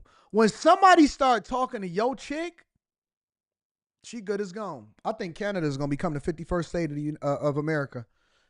I think Canada is going to become the 50. You know why? It ain't even for all of the things that Trump said about how we subsidize them. It ain't none of that. Because it's kind of like sweet talking a chick that already got a boyfriend. Married chicks is off limits, but chicks that got a boyfriend, y'all know what it is. You know what it is. It's you know what?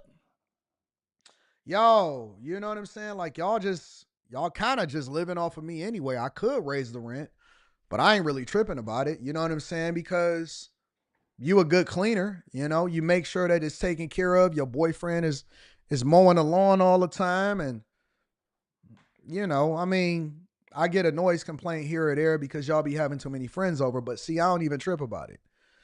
I don't even trip about it. And then, you know what I'm saying? That's just because they a little late on rent. They a little late on rent.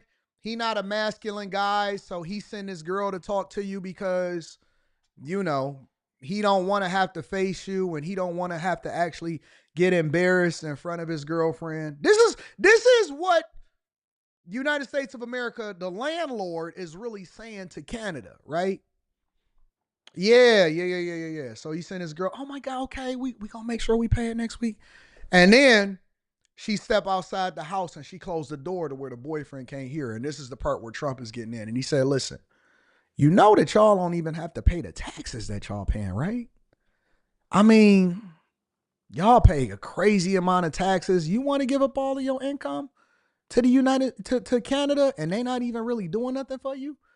You still living in poverty? You still out here dusty? You still struggling? And so this is usually what happens. At first they resist because just by default they have to say, "Oh no, I'm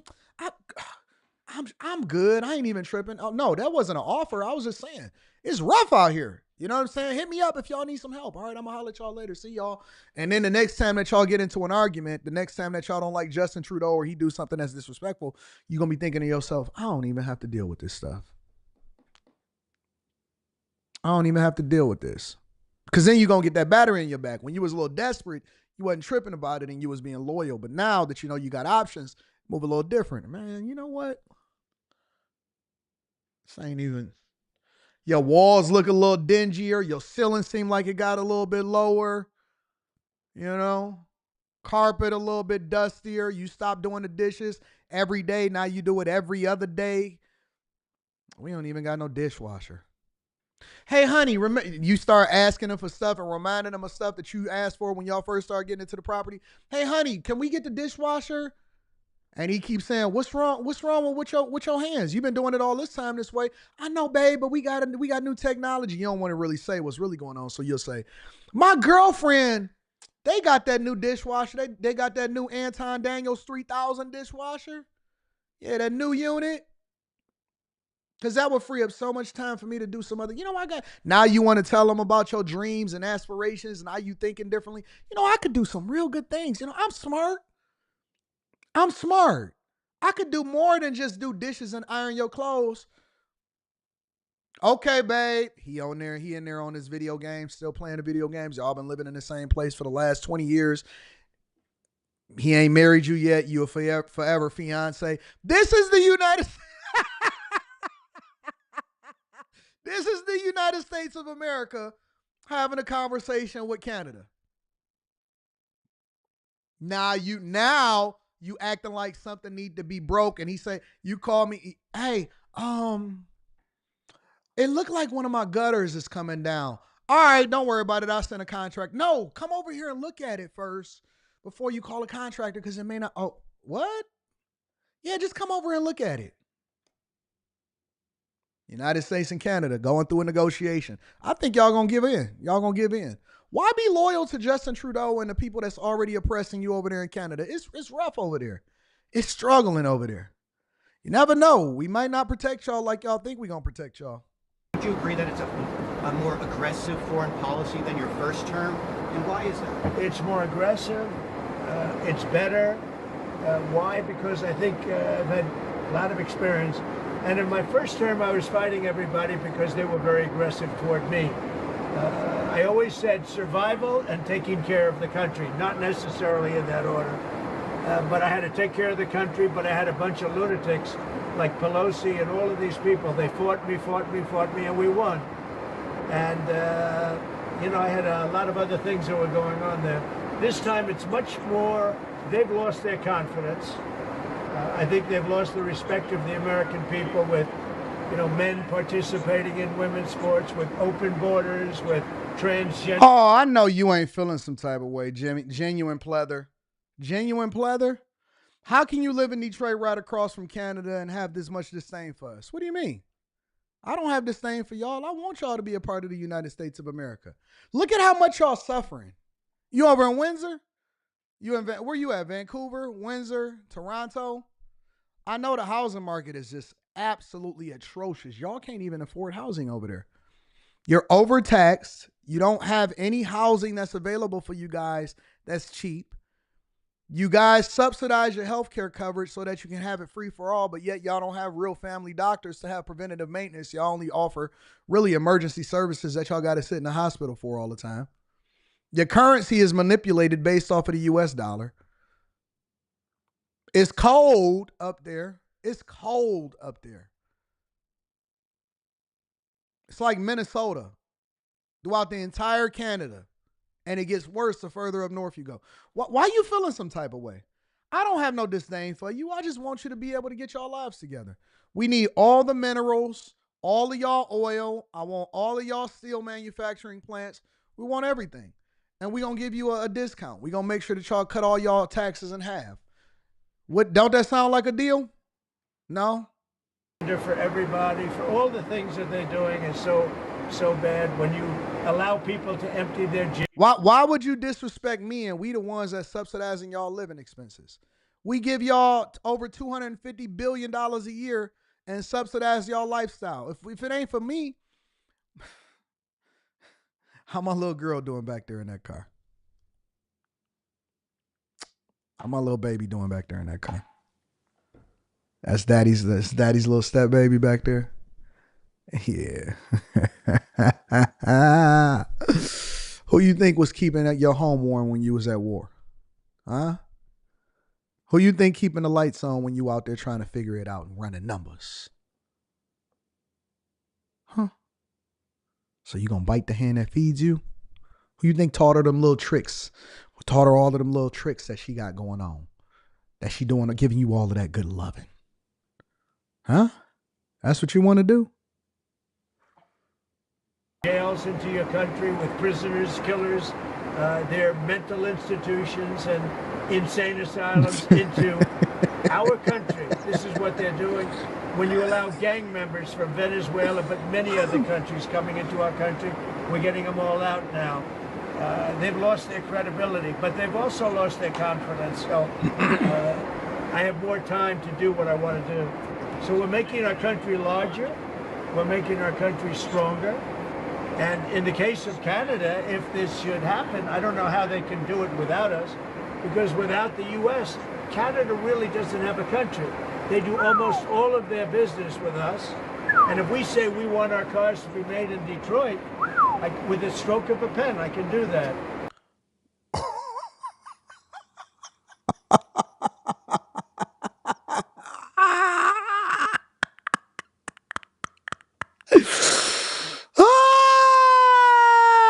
Because don't forget, although we have auto manufacturing plants over there in Canada, Ford, Chrysler, and GM, they all are right here within a 15-mile radius of each other. And we stare at y'all and we say, look at our little girlfriend over there.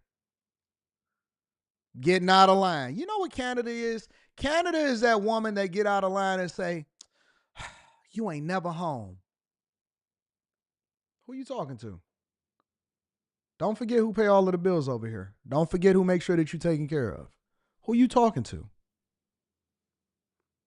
And other things in addition to that would not allow Canada to be a viable country. Listen, come on over to the good side. All you got to do is renounce your citizenship, swear allegiance and pledge allegiance to the United States of America. Get rid of the Canadian national anthem. Get rid of the Canadian national anthem and act like you got some sense. You know what I'm saying? Make sure y'all hit a like. I'm just messing with y'all. Don't worry about it. I'm just serious. Make sure y'all hit a like for the I did pray today, DoorDash.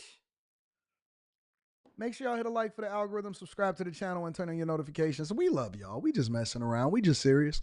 Michaela says you can't stay if you do it the right way, because it's a long way from home if you do it wrong. Thank you for bringing us the real animated news. Proud 7%.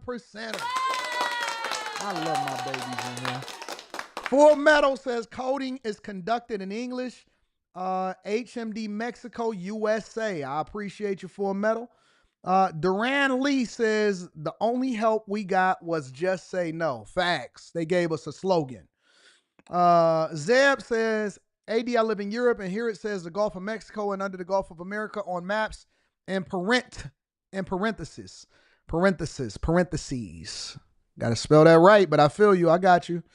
We're going to fix that, though. Nigel says, Canada is good as ours. Every talk the President Trump gives is like a masterclass. Just started diplomacy by Henry Kissinger. Super proud. I like that. Let's get it. Y'all catching on. I don't have to say it. You just doing it. That's why I love my ladies. They catch them hints. Florida Panoramic says Trump letting Canada know nothing was the same. Yeah. I like that Drake reference. Shout out to Toronto. Mr. Mild 3000 says too many sassiness in Canada. They like their beer, though. Ken say Canada would add 10 states and 10 provinces. Let's Go Entertainment. Mike says, morning, Anton. Thanks again to you and Q for having me on the panel last night. Had a blast. Hope to get invited back. Yeah, we had a good time last night. Mr. Lot says, Windsor looking over at Detroit, listening to all of our engines daydreaming. Shout out to Windsor. We like Windsor. Y'all got a nice little casino that we don't go to, Caesars Entertainment. Canada became a full country in 1982. Come on in. Right when I was born, y'all became a full country.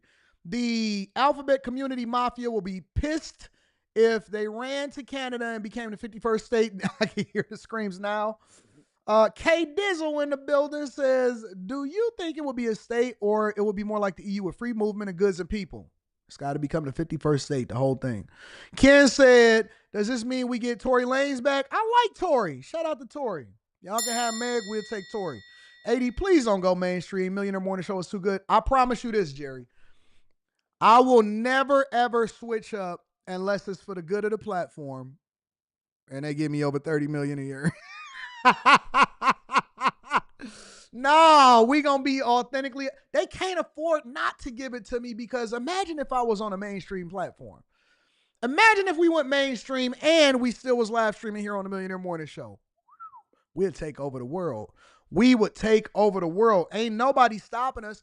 For all of the executives and all of the people, I was riding on a train the other day and it was like, and this is the honest to God truth. I was riding on the train the other day. I take public transportation throughout the city and stuff. And it was a news, like one of the news people that's here local in the city. And it was like, we watch you every day, Anton. I said, what up, man? I like you, because he was dressed up. He was getting ready to go to work. He said, yo, we watch you every day. So what you mean you watch me every day? I ain't saying it out loud. I was like, oh, man, I appreciate it. Y'all watch me at the news stations. You watch me at the big networks. You love what I do. You trying to can't duplicate this. This is something that's just authentic. This is something that we got, baby. Y'all got to go over here and get y'all money up. Get your money up. Talk to my lawyer. We don't need agents. We got lawyers. Get y'all money up and then make me an offer. Make me something I can't refuse. Also bring in Puerto Rico. Puerto Rico. Tammy Ramsey says, hello again. What do you think about Canada supplying most of the power to the U.S. Northeast? Canada says they could shut it off then. Do your worst. Let's see what's happening. Kid Chameleon says Canada will be a win for resources, but a huge loss for conservative demographics. They turn the continent blue overnight. Kiss MAGA goodbye. Nah. Canada about to vote in a conservative prime minister. Canada about to vote in a conservative prime minister. Y'all ain't know that? I'll put money on Canada not joining the U.S., but I think Trump presents a viable threat negotiation-wise to make them agree to more favorable deals for the U.S., but Anton, it ain't happening. Okay, well, we'll talk about this. I'm going to remember this. I got the memory of an elephant. All right, y'all. Y'all ready to move on to the next portion of the show? It's been a great show. This is a great show. It's been a great show. Shout out to the Gulf of America.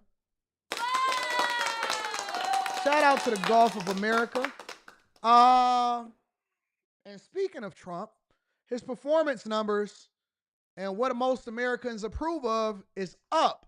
Usually right after the election, approval ratings go down because politicians don't necessarily deliver on what it is that they said that they was going to deliver on. But according to CBS, the numbers is up.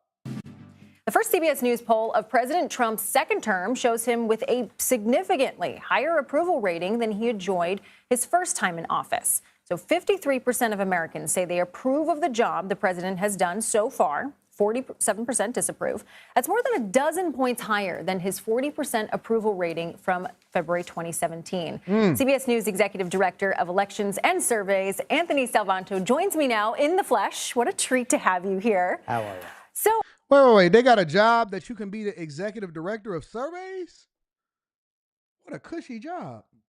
I feel like that should go to an intern, and an intern can do a survey. Can't they? An intern can break down data from a survey. Anyway, let's go over to the executive director of the surveys over at CBS. Look, I mean, Anthony, at the top levels, people seem to like what he's doing. So what's contributing to these numbers? The first one is this big number, 70%, who feel that he is doing what he promised in the campaign. There's political value in that, right? It's a lot of his supporters who feel like this is what they voted for and this is what they're getting. There's people in here who approve and disapprove of him, but still that kind of dynamic, especially early in an administration where people are evaluating based on what they saw in the campaign. There's this other point. Well, hold on. How can anybody, regardless of whether you're Democrat, Republican, liberal, conservative, independent, sassy, ashy, black, white, man, woman, gay, straight, how can anybody say anything other than the fact that he actually absolutely 100% is delivering on exactly what he promised in the campaign?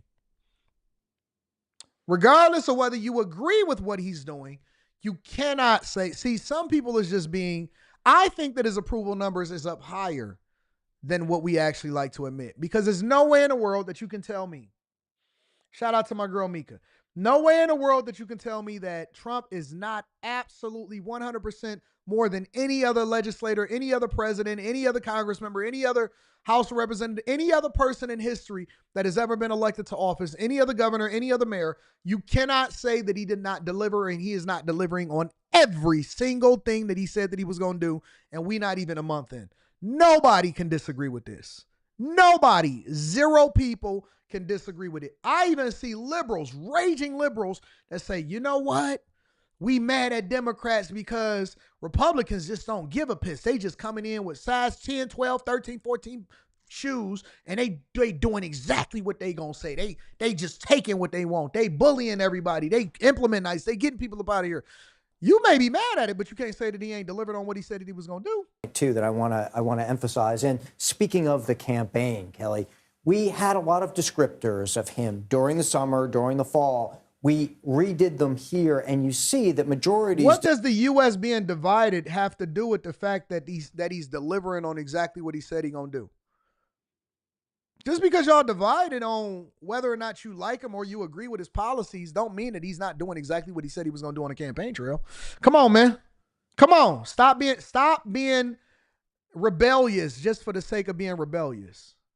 Get on board. Describe him as tough, energetic, focused. All of that is contributing to how they're evaluating these early weeks as well. Yeah, 69% tough. Maybe that ties into what I'm going to ask you about next.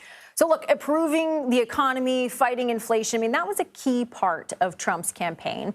But your polling shows more Americans think he isn't focused enough on lowering prices. One of the main economic promises, of course, tariffs. Right. And there have been, going back to that tough point, some negotiations maybe with Canada and Mexico. What are people feeling about these tariffs? Yeah. Kenya, you can't be this. You can't be this liberal, baby. Kenya. You're a pretty girl, but you can't be this. You can't be this liberal, baby. You can't. I mean, impossible for you to be this liberal. You look. You pretty, but you ain't that pretty.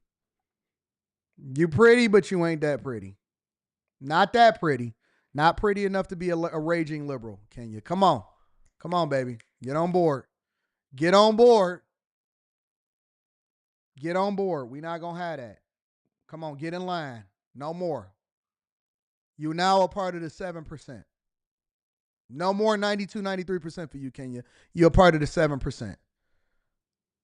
Yeah, I see where you're headed, so I pulled up this slide. I love it. Right? You're reading my mind. So look, With regard to tariffs, you do see favorability towards China, tariffs on China, but all the other nations you mentioned, or countries, Europe included, Canada, Mexico, you get majority opposed. And it's always about the why here, right? So when you ask people, what do tariffs do? Well, there's a number of things, but the biggest thing that you see is, in general, they think they make prices higher. So coming back to the point you made about focus on lowering prices, yes, inflation was a big reason, maybe the reason, that Donald Trump won. So you come back, and of all the things that they see the administration focusing About on, to get not one of them focusing on, TVs. and there's a lot, one that stood out was this 2/3 who said, no. What TV is that do he have on there? Forget what he's talking about. We know what Trump's approval rating is. What TV do he got? They got that on Amazon?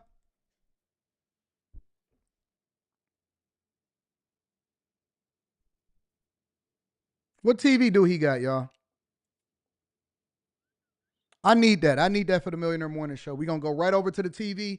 We're gonna do some touch screens. Yeah, because this is what's up. We need a full stand up. I need a weather girl in here to be able to use it. I'm about to order one of them TVs. They don't think the administration is focusing enough yet on lowering prices. So that becomes an important dynamic to watch, certainly in the context of the argument around tariffs. It is interesting, though, right? Because there was that promise, I'm going to lower prices on day one, which, I mean, look, I put my economics hat on. You can't do that, right? You can't just snap your fingers. And so at the same time, that's pretty there's cheap. also this perception, though, that maybe he would be able to do that. And people know that. So even in this poll, when we ask, well, how long, if you think he's going to lower prices, do you think it will take? That most of his supporters say, well, it'll take 6 months. It'll take a year. So they give him some time. And that's why I say this is something to watch. They don't expect it to happen instantaneously. They know a president doesn't have a magic wand to do that. But it does become an important evaluation then as we go forward, how that plays out. Right, and what policies he's choosing, to go for. I got to ask you, though, about Elon Musk, okay? Because Democrats have attacked his involvement in the federal government as having a potential conflict of interest. What's your polling saying about that when it comes to American sentiment? So we took a look at the general amount of influence that folks thought that Elon Musk and Doge ought to have. And what you get is these really partisan breaks. The first one, of course, you talked about Democrats, is this big majority who think it should have not much or none. But then within Republicans, you get a big majority who say it should have at least some. One reason for this is that some of these broader ideas, the idea of cutting government spending, the idea of cutting foreign aid, all of those things are popular with, especially. Somebody said eggs is $11. Go get you a banana. It's healthier anyway. You know what I'm saying? Eat more fruit. Eggs is $11. Most of the stuff y'all buy, honestly, y'all buy stuff that's already pre-cooked, preservatives, salt in it, all of that stuff in order to try to keep it.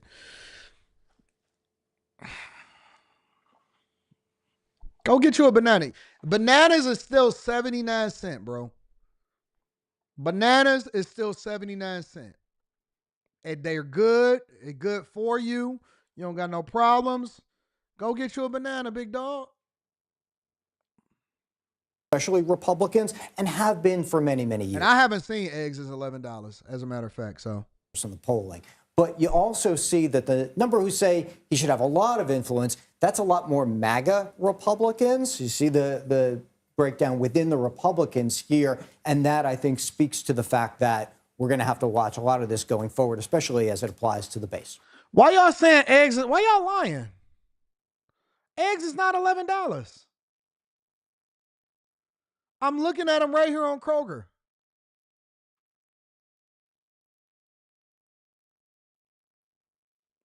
Why y'all lying, bro? Why y'all trying to finesse me? So y'all gonna lie to me and tell me that eggs is $11 when I'm looking at natural cage-free large brown eggs for $3.99? Where did y'all get that from?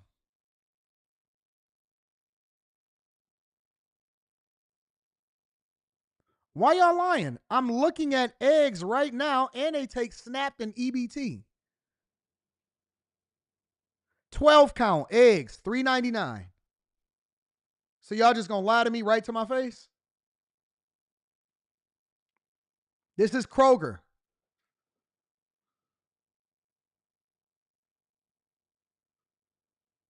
I'm looking at it right here on Kroger. Eggs is $3.99 for a dozen, $5.79 for an 18 count. Why y'all lying and acting like eggs is $11 and $12?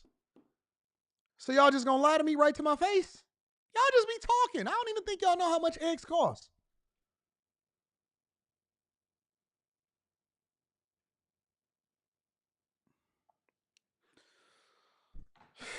Y'all just be lying. Y'all just be lying. Just lying for the sake of lying, huh? That's it. That's what we gonna do. We just gonna cap right here on the Millionaire Morning Show. 11 eggs is $47. I'm looking at them right here for $3.90, $3.79, big dog. Edmund, shout out to Edmund. Too close to Edwin. A lot of y'all may not be familiar with who Edwin is, but you should have joined After Hours. We doing it tonight with Molly, Carrie, Quentin, and Slimmy. Don't even know what we gonna talk about yet, but Edmund is too close to Edwin. All right. Shout out to my dog Edwin. We actually cool in real life. Watching the show for 2 years, love the content and lessons, getting better each day. Coworkers love the clips, loving the occasional derailment too. Greetings to Daniels family from the UK. Shout out to my UK United Kingdom friends. My girl Mika in the building says Trump is up and is stuck, seeing and is mad. Hola, AD. What up, Mika? RCP says yesterday's price ain't today's price. If you're reading this, it's too late. Shout out to Drake. Drake is better than Kendrick all day long. I know y'all don't like that. Devin Braxton says eggs $11. Tell me you on a plantation without telling me. You want to recant this statement or no? Right after I just showed you that it's a lie. Right after I just showed you that it's a lie. Y'all just gonna keep on capping and lying to me, acting like I can't just right here on my platform, go on the internet and be able to pull up exactly the cost of eggs. It's $3.79, big dog. Eggs is $11. Tell me you on a plantation without telling me.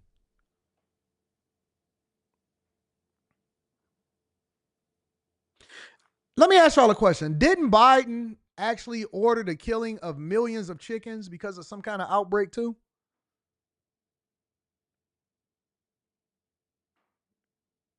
Nah.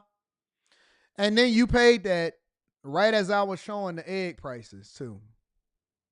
But I appreciate all of the super chats. You guys are the most awesome in the world. Let's go over to JD Vance real quick, since we now have settled the egg debate. Let's go to JD Vance. JD Vance recently pulled up at an AI Action Summit to speak about whether or not the United States of America is actually embracing AI. Let's talk about it. The kind introduction, and I want to start by thanking President Macron for hosting the event and, of course, for the lovely dinner last night. During the dinner, President Macron looked at me and asked if I would like to speak, and I said, Mr. President, I'm here for the good company and free wine, but I have to earn my keep today. And I, of course, want to thank Prime Minister Modi for being here and for co-hosting the summit, for all of you for participating. And I'm not here this morning to talk about AI safety, which was the title of the conference a couple of years ago. I'm here to talk about AI opportunity. When conferences like this convene to discuss a cutting-edge technology, oftentimes I think our response is to be too self-conscious, too risk-averse. But never have I encountered a breakthrough in tech that so clearly calls us to do precisely the opposite. Now, our administration, the Trump administration, believes that AI will have countless revolutionary applications in economic innovation, job creation, national security, healthcare, free expression, and beyond. And to restrict its development now will not only unfairly benefit incumbents in the space, it would mean paralyzing one of the most promising technologies we have seen in generations. Can we get an appreciation for JD Vance's ability to communicate and also not hide behind Trump, but to actually be doing work, giving speeches, participating on the ground in North Carolina, flying over to do an AI Action Summit, can then speak on a majority of the different topics, is actually educated and has a phenomenal wife. Can we get a round of applause for JD Vance? Because he is so much different than Kamala Harris. JD Vance and Kamala Harris is like night and day, honest to God. They're like night and day. To see the way that he moves and how he communicates and how he can speak clearly and he's really great at what he does versus what the person was in the last administration, telling us how they love the grass on their farmers or on their neighbor's grass or something like that. This is like night and day, honest to goodness. And with that in mind, I'd like to make 4 main points today. Number 1, this administration will ensure that American AI technology continues to be the gold standard worldwide, and we are the partner of choice for others, foreign countries, and certainly businesses as they expand their own use of AI. Number 2, we believe that excessive regulation of the AI sector could kill a transformative industry just as it's taking off, and we'll make every effort to encourage pro-growth AI policies. And I like to see that deregulatory flavor making its way into a lot of the conversations this conference. Number 3, we feel very strongly that AI must remain free from ideological bias, and that American that's AI all of the strongest leaders in the world. That's the CEO of Google. Man, they got some beasts up there. That AI must remain free from ideological bias, and that American AI will not be co-opted into a tool for authoritarian censorship. And finally, number 4, the Trump administration will maintain a pro-worker growth path for AI, so it can be a potent tool for job creation in the United States. And I appreciate Prime Minister Modi's point. AI, I really believe, will facilitate and make people more productive. It is not going to replace human beings. It will never replace human beings. And I think too many of the leaders in the AI industry, when they talk about this fear of replacing workers, I think they really miss the point. AI, we believe, is going to make us more productive, more prosperous, and more free. The United States of America is the leader in AI, and our administration plans to keep it that way. The U.S. possesses all components across the full AI stack, including advanced semiconductor design, frontier algorithms, and of course, transformational applications. This dude is so smart, and he knows how to communicate, and you can tell he knows what he's talking about. He's really, really great. Now, the computing power this stack requires is integral to advancing AI technology. And to safeguard America's advantage, the Trump administration will ensure that the most powerful AI systems are built in the U.S. with American-designed and manufactured chips. Now, just because we're the leader doesn't mean we want to or need to go it alone, of course. And let me be emphatic about this point. America wants to partner with all of you. And we want to embark on the AI revolution before us with a spirit of openness and collaboration. But to create that kind of trust, we need international regulatory regimes that fosters the creation of AI technology rather than strangles it. This is called diplomacy. This is one of the reasons that J.D. Vance, when him and Trump was running for president and vice president of the United States of America back during campaign season, and you would see people on CNN and MSNBC and a lot of these liberal platforms, and they would want for J.D. Vance to say something like, other countries are their enemies. And J.D. Vance refused. And he said, listen, they can be our adversaries, meaning that we have a difference of opinion of how things should go in several sectors and several different conversations across the United States of America and the world, but it doesn't mean that they are our enemy. They are our adversaries. Some of them are our adversaries, but we want to continue to negotiate, partner with them, and also figure out where we can actually have a level of diplomacy. And he would use that word regularly. He would say a level of diplomacy. And the reason that he says that is because it's not that the United States of America needs to go it alone. It's that the United States of America needs to fix home, also make sure that we're making significant investments in home, forcing different companies to do business in America, but it doesn't mean that we cannot partner with other people. And J.D. Vance does a masterful job of asserting that the United States of America should be and is at the forefront of a movement, especially when it comes to technology, but we would love to partner with other people to help them get rich while we also get richer. This should be the goal of the federal government, to reduce regulation, to reduce the amount of people that are participating in your life to open up the possibility of growth, because we are in an arms race with the world. And everything we do, we are always competing with the world. Just because we say that we want to overregulate and stop something doesn't mean that the world is going to do it. And so what they're basically saying is, instead of trying to put a stranglehold on it, let's embrace it. Let's do it ethically. Let's partner with the right people that also want to do things the right way. And let's get this popping. And this should be exactly what the federal government's job is, to enable and also to protect, while at the same time fostering great relationships with other people and then limiting the reach of government into our individual lives. This is exactly what Trump and J.D. Vance is doing.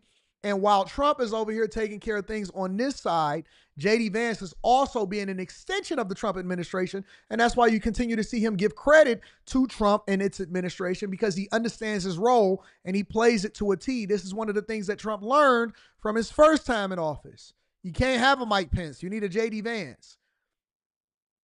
You got to adjust, and you got to continue to run it up. And we need our European friends in particular to look to this new frontier with optimism rather than trepidation. Now, the development of cutting-edge AI in the U.S. is no accident. By preserving an open regulatory environment, we've encouraged American innovators to experiment and to make unparalleled R&D investments. Of the $700 billion, give or take, that's estimated to be spent on AI in 2028, over half of it will likely be invested in the United States of America. Now, this administration will not be the one to snuff out the startups and the grad students producing some of the most groundbreaking applications of artificial intelligence. Instead, our laws will keep big tech, little tech, and all other developers on a level playing field. Now, with the president's recent executive order on AI, we're developing an AI action plan that avoids an overly precautionary regulatory regime while ensuring that all Americans benefit from the technology and its transformative potential. Now, we invite your countries to work with us and to follow that model if it makes sense for your nations. However, the Trump administration is troubled by reports that some foreign governments are considering tightening the screws on U.S. tech companies with international footprints. Now, America cannot and will not accept that, and we think it's a terrible mistake, not just for the United States of America, but for your own countries. The U.S. innovators of all sizes already know what it's like to deal with onerous international rules. Many of our most productive tech companies are forced to deal with the EU's Digital Services Act and the massive regulations it created about taking down content and policing so-called misinformation. And of course, tariffs. Of course, we want to ensure the internet is a safe place, but it is one thing to prevent a predator from preying on a child on the internet, and it is something quite different to prevent a grown man or woman from accessing an opinion that the government thinks is misinformation. Meanwhile, for smaller firms, navigating the GDPR means paying endless legal compliance costs or otherwise risking massive fines. Now, for some, the easiest way to avoid the dilemma has been to simply block EU users in the first place. Is this really the future that we want? Ladies and gentlemen, I think the answer for all of us should be no. Now, there's no issue where we worry about more than regulation when it comes to energy. And again, I appreciated the comments of so many at the conference, because they recognize that we stand now at the frontier of an AI industry that is hungry for reliable power and high-quality semiconductors. Yet too many of our friends are deindustrializing on the one hand and chasing reliable power out of their nations and off their grids with the other. The AI future is not going to be won by hand-wringing about safety. It will be won by building, from reliable power plants to the manufacturing facilities that can produce the chips of the future. Now, at a personal level, what excites me most about AI is that it is grounded in the real and the physical economy. The success of the sector isn't just a matter of smart people sitting in front of a computer screen and coding. It depends on those who work with their hands, even as robotics will change our factories. It will certainly make our healthcare providers better at treating diseases, but it will also depend on the data produced by those healthcare providers, by those doctors and nurses. I believe it will help us create and store new modes of power in the future. But right now, AI cannot take off unless the world builds the energy infrastructure to support it. Now, it's my view that tech innovation over the last 20 years has often conjured images of smart people staring at computer screens, engineering in the world of bits. But the AI economy will primarily depend on and transform the world of atoms. I think that JD Vance is, if you want to watch more of this speech, and I'll put it in the link if I chop it up and put it in the clip. But I think that JD Vance is incredibly intelligent. I think that he understands what's happening. And one of the things that makes an administration effective is its ability to also understand what is coming, as well as embrace it, while at the same time trying to control it and communicate effectively, not only with world leaders, but also to the people, that they shouldn't be afraid of it, that it's not there to necessarily replace people, but people need to become more well-versed in what they do, and what allows for them to continue to grow in a particular industry. I will say this. Let me back up for a minute. And I'm gonna read super chats, but I do want to say this. People should not be afraid of change. People should not be afraid of change. Change has been happening our entire lives, at least the amount of time that I've been born and that I've been aware of what's going on around me. I've always understood change to be a forever happening thing that we cannot stop. We just need to embrace.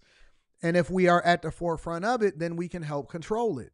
We can determine what happens with it. But anybody that is trying to force themselves to stay in the same space that we've been in, you are going to be left behind without a doubt. You will 100% fall behind, and the world will leave you behind.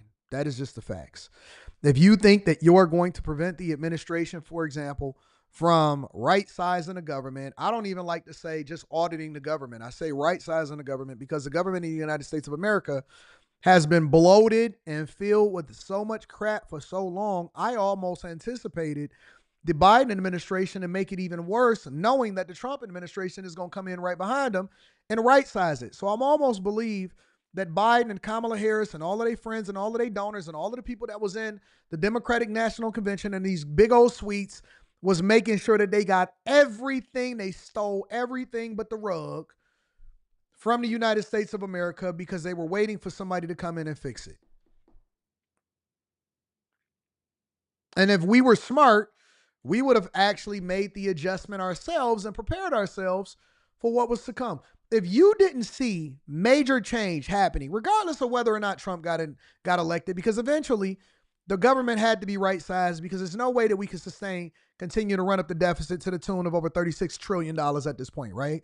And so if you weren't prepared, if you're not at this point right now, right now, my goal is to understand everything technological and to embrace it, to ensure that not only I'm prepared for the opportunities that come in the future, whether it be content creation, whether it be my companies, whether it be adjusting to what is happening in corporate America, to then take advantage of more contracts, more opportunities, more of what we see happening today. When we move on a regular basis, you have to dress for the job that you want, not the job that you have. And I explained this last night on the Q Show for those of y'all that are actually subscribed to the Anton Daniels channel.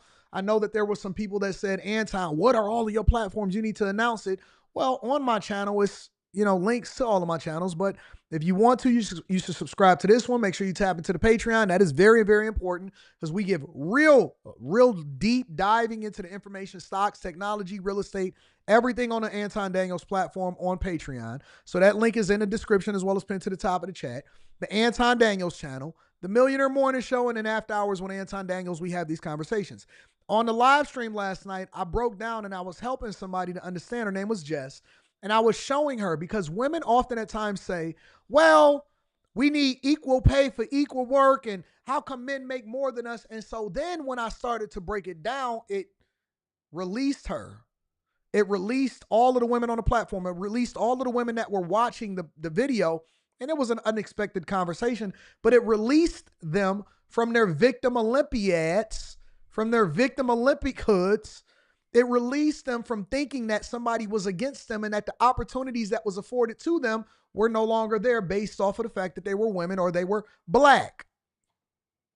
Because just because you don't know does not mean that the system is against you. It means that you're ignorant and you need to be educated, right? And so when I then gave them the blueprint of how they can then level up in corporate America if they decide to go down that path, they put their shoulders down. Because with new information, you have to implement it, but with new information comes more opportunity. And too often, with Americans, not just black people, not just with white people, we have this misconception that white people are doing so much better than us. No, it's the ones that are promoted to you to keep themselves motivated, right? It's a superiority complex that makes people feel good. But at the end of the day, I don't know too many white people, and I know a whole lot of them that have a net worth that's more than mine. Why is that? Because information is power, and it doesn't matter what your skin color is. It doesn't even matter what your gender is. Information is power, and when you have it and you implement it and you do it the right way, you can then benefit from it, especially here in the United States of America. And what I see happening right now is the greatest opportunity for a lifetime. Some of you are federal workers. Some of you are corporate workers. You work in every different sector: truck drivers, banking, home health care, working from home from a tech company, working in a tech company, working for a major technological company, Meta, Google, Facebook, whatever it is that you work for, right? So many different people are in so many different industries. But the common thing that I see, the difference between people that are successful and the people that aren't, is some people are preparing themselves and dressing for the job that they want and for the opportunities that's going to present itself. And other people are complaining and waiting for life to pass them by, thinking that just because they got a group of people that agree with them, that makes them smart or it's going to make them any better than they were. And you just going to be poor with a whole bunch of poor friends that then leave you when they start to figure out what's going on. Guess what? It's similar to your friend that get married while she was keeping you single. That is what the Democratic plantation is. That is what echo chambers do. Even in this live stream, even on this platform, I tell people regularly, I don't want people in here that only agree with me. Do not time out people that think differently from me. I want to hear what they got to say. You know why? Because sometimes they say something that then give me an aha moment that forces me to start pivoting, whether it be from content creation, my view when it comes to politics, or an opportunity. Sometimes they say something wrong or right, mostly wrong, but then I look at it and I say, you know what? That is something that needs to be tackled. It's a huge opportunity in that. When you exist in an echo chamber, somebody told me a week ago that I'm not a part of the revolution and I'm not invited to the barbecue, as though I want diabetes, right? But when I see those type of people, often at times I realize that life is leaving them behind, and they think that they saying something about me when they say that I got money and that makes me disconnected. No, the fact that I got money and the reason that I got money is because I'm so situationally aware of the change that's happening and where you at that I know you not coming with me. Being invited to the barbecue don't necessarily mean that it's an insult. It means that it's still gonna be people there while I got a personal maid over here. I don't want to come to the barbecue. I want a personal maid. That is literally a metaphor for saying that you don't want to be in the same place at the same time with the same people doing the same things, and they're gonna look the same way, and they just gonna get exponentially worse every single day. Change is imminent, change is evident, and if we don't start changing our mindset, which then translates into the things that we do on a daily basis, you will find yourself left behind, waiting for somebody to give you something and begging for something that they ain't gonna never get you, such as reparations.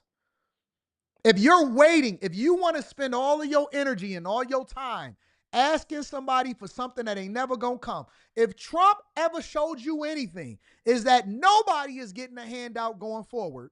Nobody is getting what they think they owed. When I hear people say we deserve reparations, it reminds me of a woman that say I deserve love. Wait on it then. Wait on it. They think that I'm the enemy because I won't substantiate that they think that they deserve reparations. What I'm trying to do is tell you that you can't wait on nobody to give you nothing because you're going to die poor and broke thinking that you owed something. I'm trying to give you the blueprint to get rich regardless of what somebody's going to give you or not. I'm trying to enable you to not need government subsidies in order to be able to survive and live your life. I'm trying to prepare you to not have to worry about a layoff. And when you do get laid off, or when you do then get released, you was already anticipating it because you already had a whole bunch of other stuff in the fire, and you was just quiet quitting and waiting for them to get rid of you because you was taking advantage of the benefits that you had in the first place. I want you rich. When I see people in this chat say stuff to me like, Anton, why ain't you doing this? And then I ask them, why aren't you capable of doing it? Because even if I decide that I don't want to give money over into the community, I have the option to do so. You don't have the option to give if you wanted to because you don't have no power. And you know where power comes from? Resources. You know where resources come from? Consistency in doing things. You know where consistency in doing things come from? A different mentality. And if I can't unlock you here, I can give you all the money in the world and you're still going to be poor. Because if you poor up here, it's going to translate out here. And it don't matter how much money we give you. It don't matter how much freedom we give you. People that have the ability to make the decision for themselves often choose wrong because they didn't change here. They didn't change here in order to continue to get what they need to do or maintain it in the first place. When I see people say stuff to me and they lie and they say, Anton, you must have got an inheritance. Let's assume that my parents was so prosperous that they just so happened to give me an inheritance. My ability to grow it and maintain it shows that I'm still 10 times better than anybody who did or didn't get an inheritance, regardless, because every day people get an opportunity and they fumble it. Every day people get an opportunity and they fumble it. Success is a mentality. Change is evident. And if you don't embrace it, if you're not continuing to grow, if you're not continuing to become the best version of yourself, you will fall behind. You're going to fall behind in opportunities. And I'm not just talking about money. I'm talking about spirituality. I'm talking about growth. I'm talking about you're going to be the person that's always chasing behind and then reacting to what's going on around you when you can be at the forefront. I said something yesterday and everybody just completely ignored it. I said, listen, you talking about these companies. Y'all talking about boycotting Target. Who y'all following? Who came up with these ideas? And why did y'all say that it was okay to continue to follow behind people that are so dumb and ignorant that they would actually say something like that? If I were a person that was leading the revolution of the black community, for example, I would never say let's boycott it. I would say let's buy it.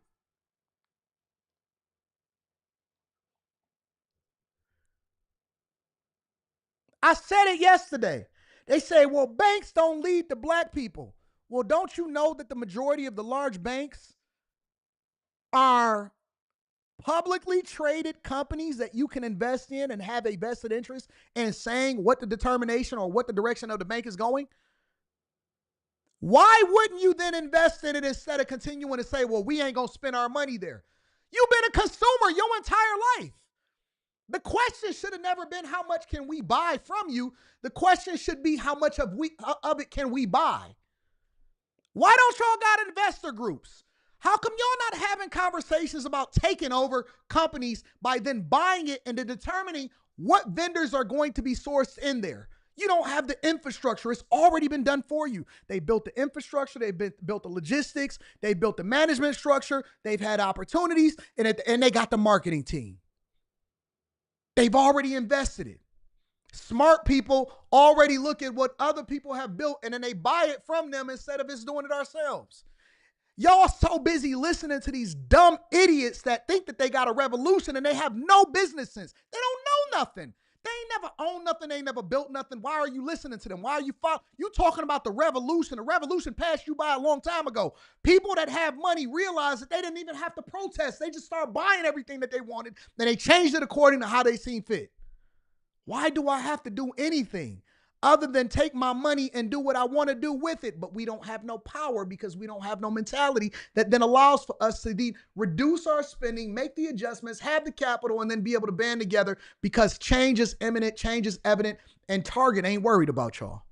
Target can put out a statement tomorrow and say, well, we going to change back to diversity, equity, and inclusion, and people going to think that makes something. They can put out a statement and change your whole mentality towards something. That's power. That's power. That's power. Right? Quarterly, annually. When I get my request for me to be able to participate in these calls to see exactly what the company is doing and what the success is. And then I give that over to the bag chasers over at the Patreon. That's called information, which is power. Keep protesting if you want to. We look at the people that are protesting out there every single day with these immigrants, and we know that all they're doing is documenting them so that they can follow them home and deport them. Don't you realize that stopped working a long time ago? Y'all so worried about people putting up a Nazi flag over a freeway and you get so offended by it. I don't care about what they do. I might buy the land that they live on because I know that it's going to go into foreclosure because at the end of the day, they still got to go to work in order to pay their mortgage. They affected just like you. Just because they feel some type of way, that don't mean nothing to me. They don't have no power. That's why they out there with a sign. Because people that got real power, they don't have to protest. They do stuff. They disrupt everything that you do, and it ain't going to have nothing to do with protesting. Change is imminent. Change is evident. You have to change your mindset. We in warfare. The devil wants you to be distracted with things that's in front of your face, but the only thing that you got to do is make adjustments. Always making adjustments. My father always taught me life is 10% of what happens to you, 90% of how you react to it. 10% of what happens to you, 90% of how you react to it. 10% of what happens to you, 90% of how you react to it. I just look at you. I analyze how I'm going to deal with it, and then I make the adjustment. Life is adjustments and change. People that don't change are being left behind. The black community was left behind a long time ago.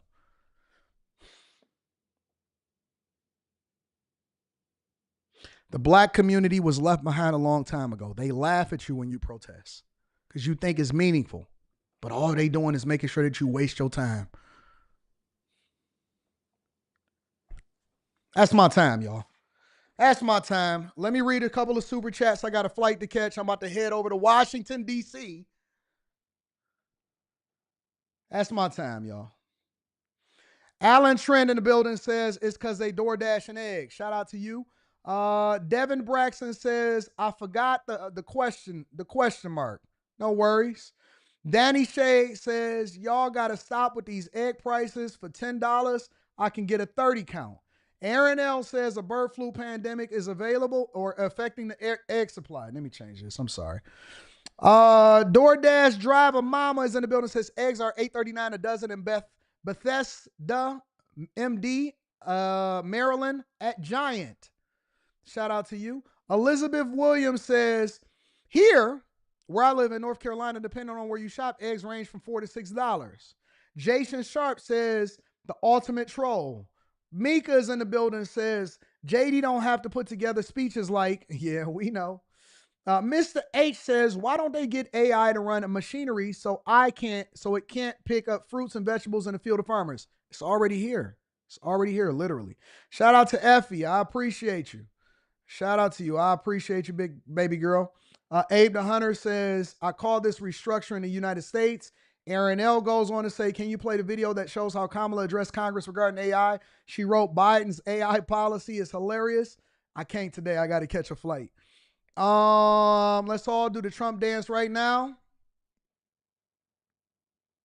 Kyle, shout out to Kyle. I appreciate you. Preach. Anton, now I need 50 people to give $20 a seed offering to the Millionaire Morning Show. God will bless you. Only give what's on your heart. I don't ask people for donations or none of that. We just rock out. Mr. Tika says, longtime watcher, first time donating, black man born and raised in the Netherlands and Europe, and advanced my career by merit. Happy with your current president. If you're not changing, you're choosing. Shout out to Latrell. I appreciate you. Let me just double check one more thing to make sure I kick it with y'all before I get up out of here.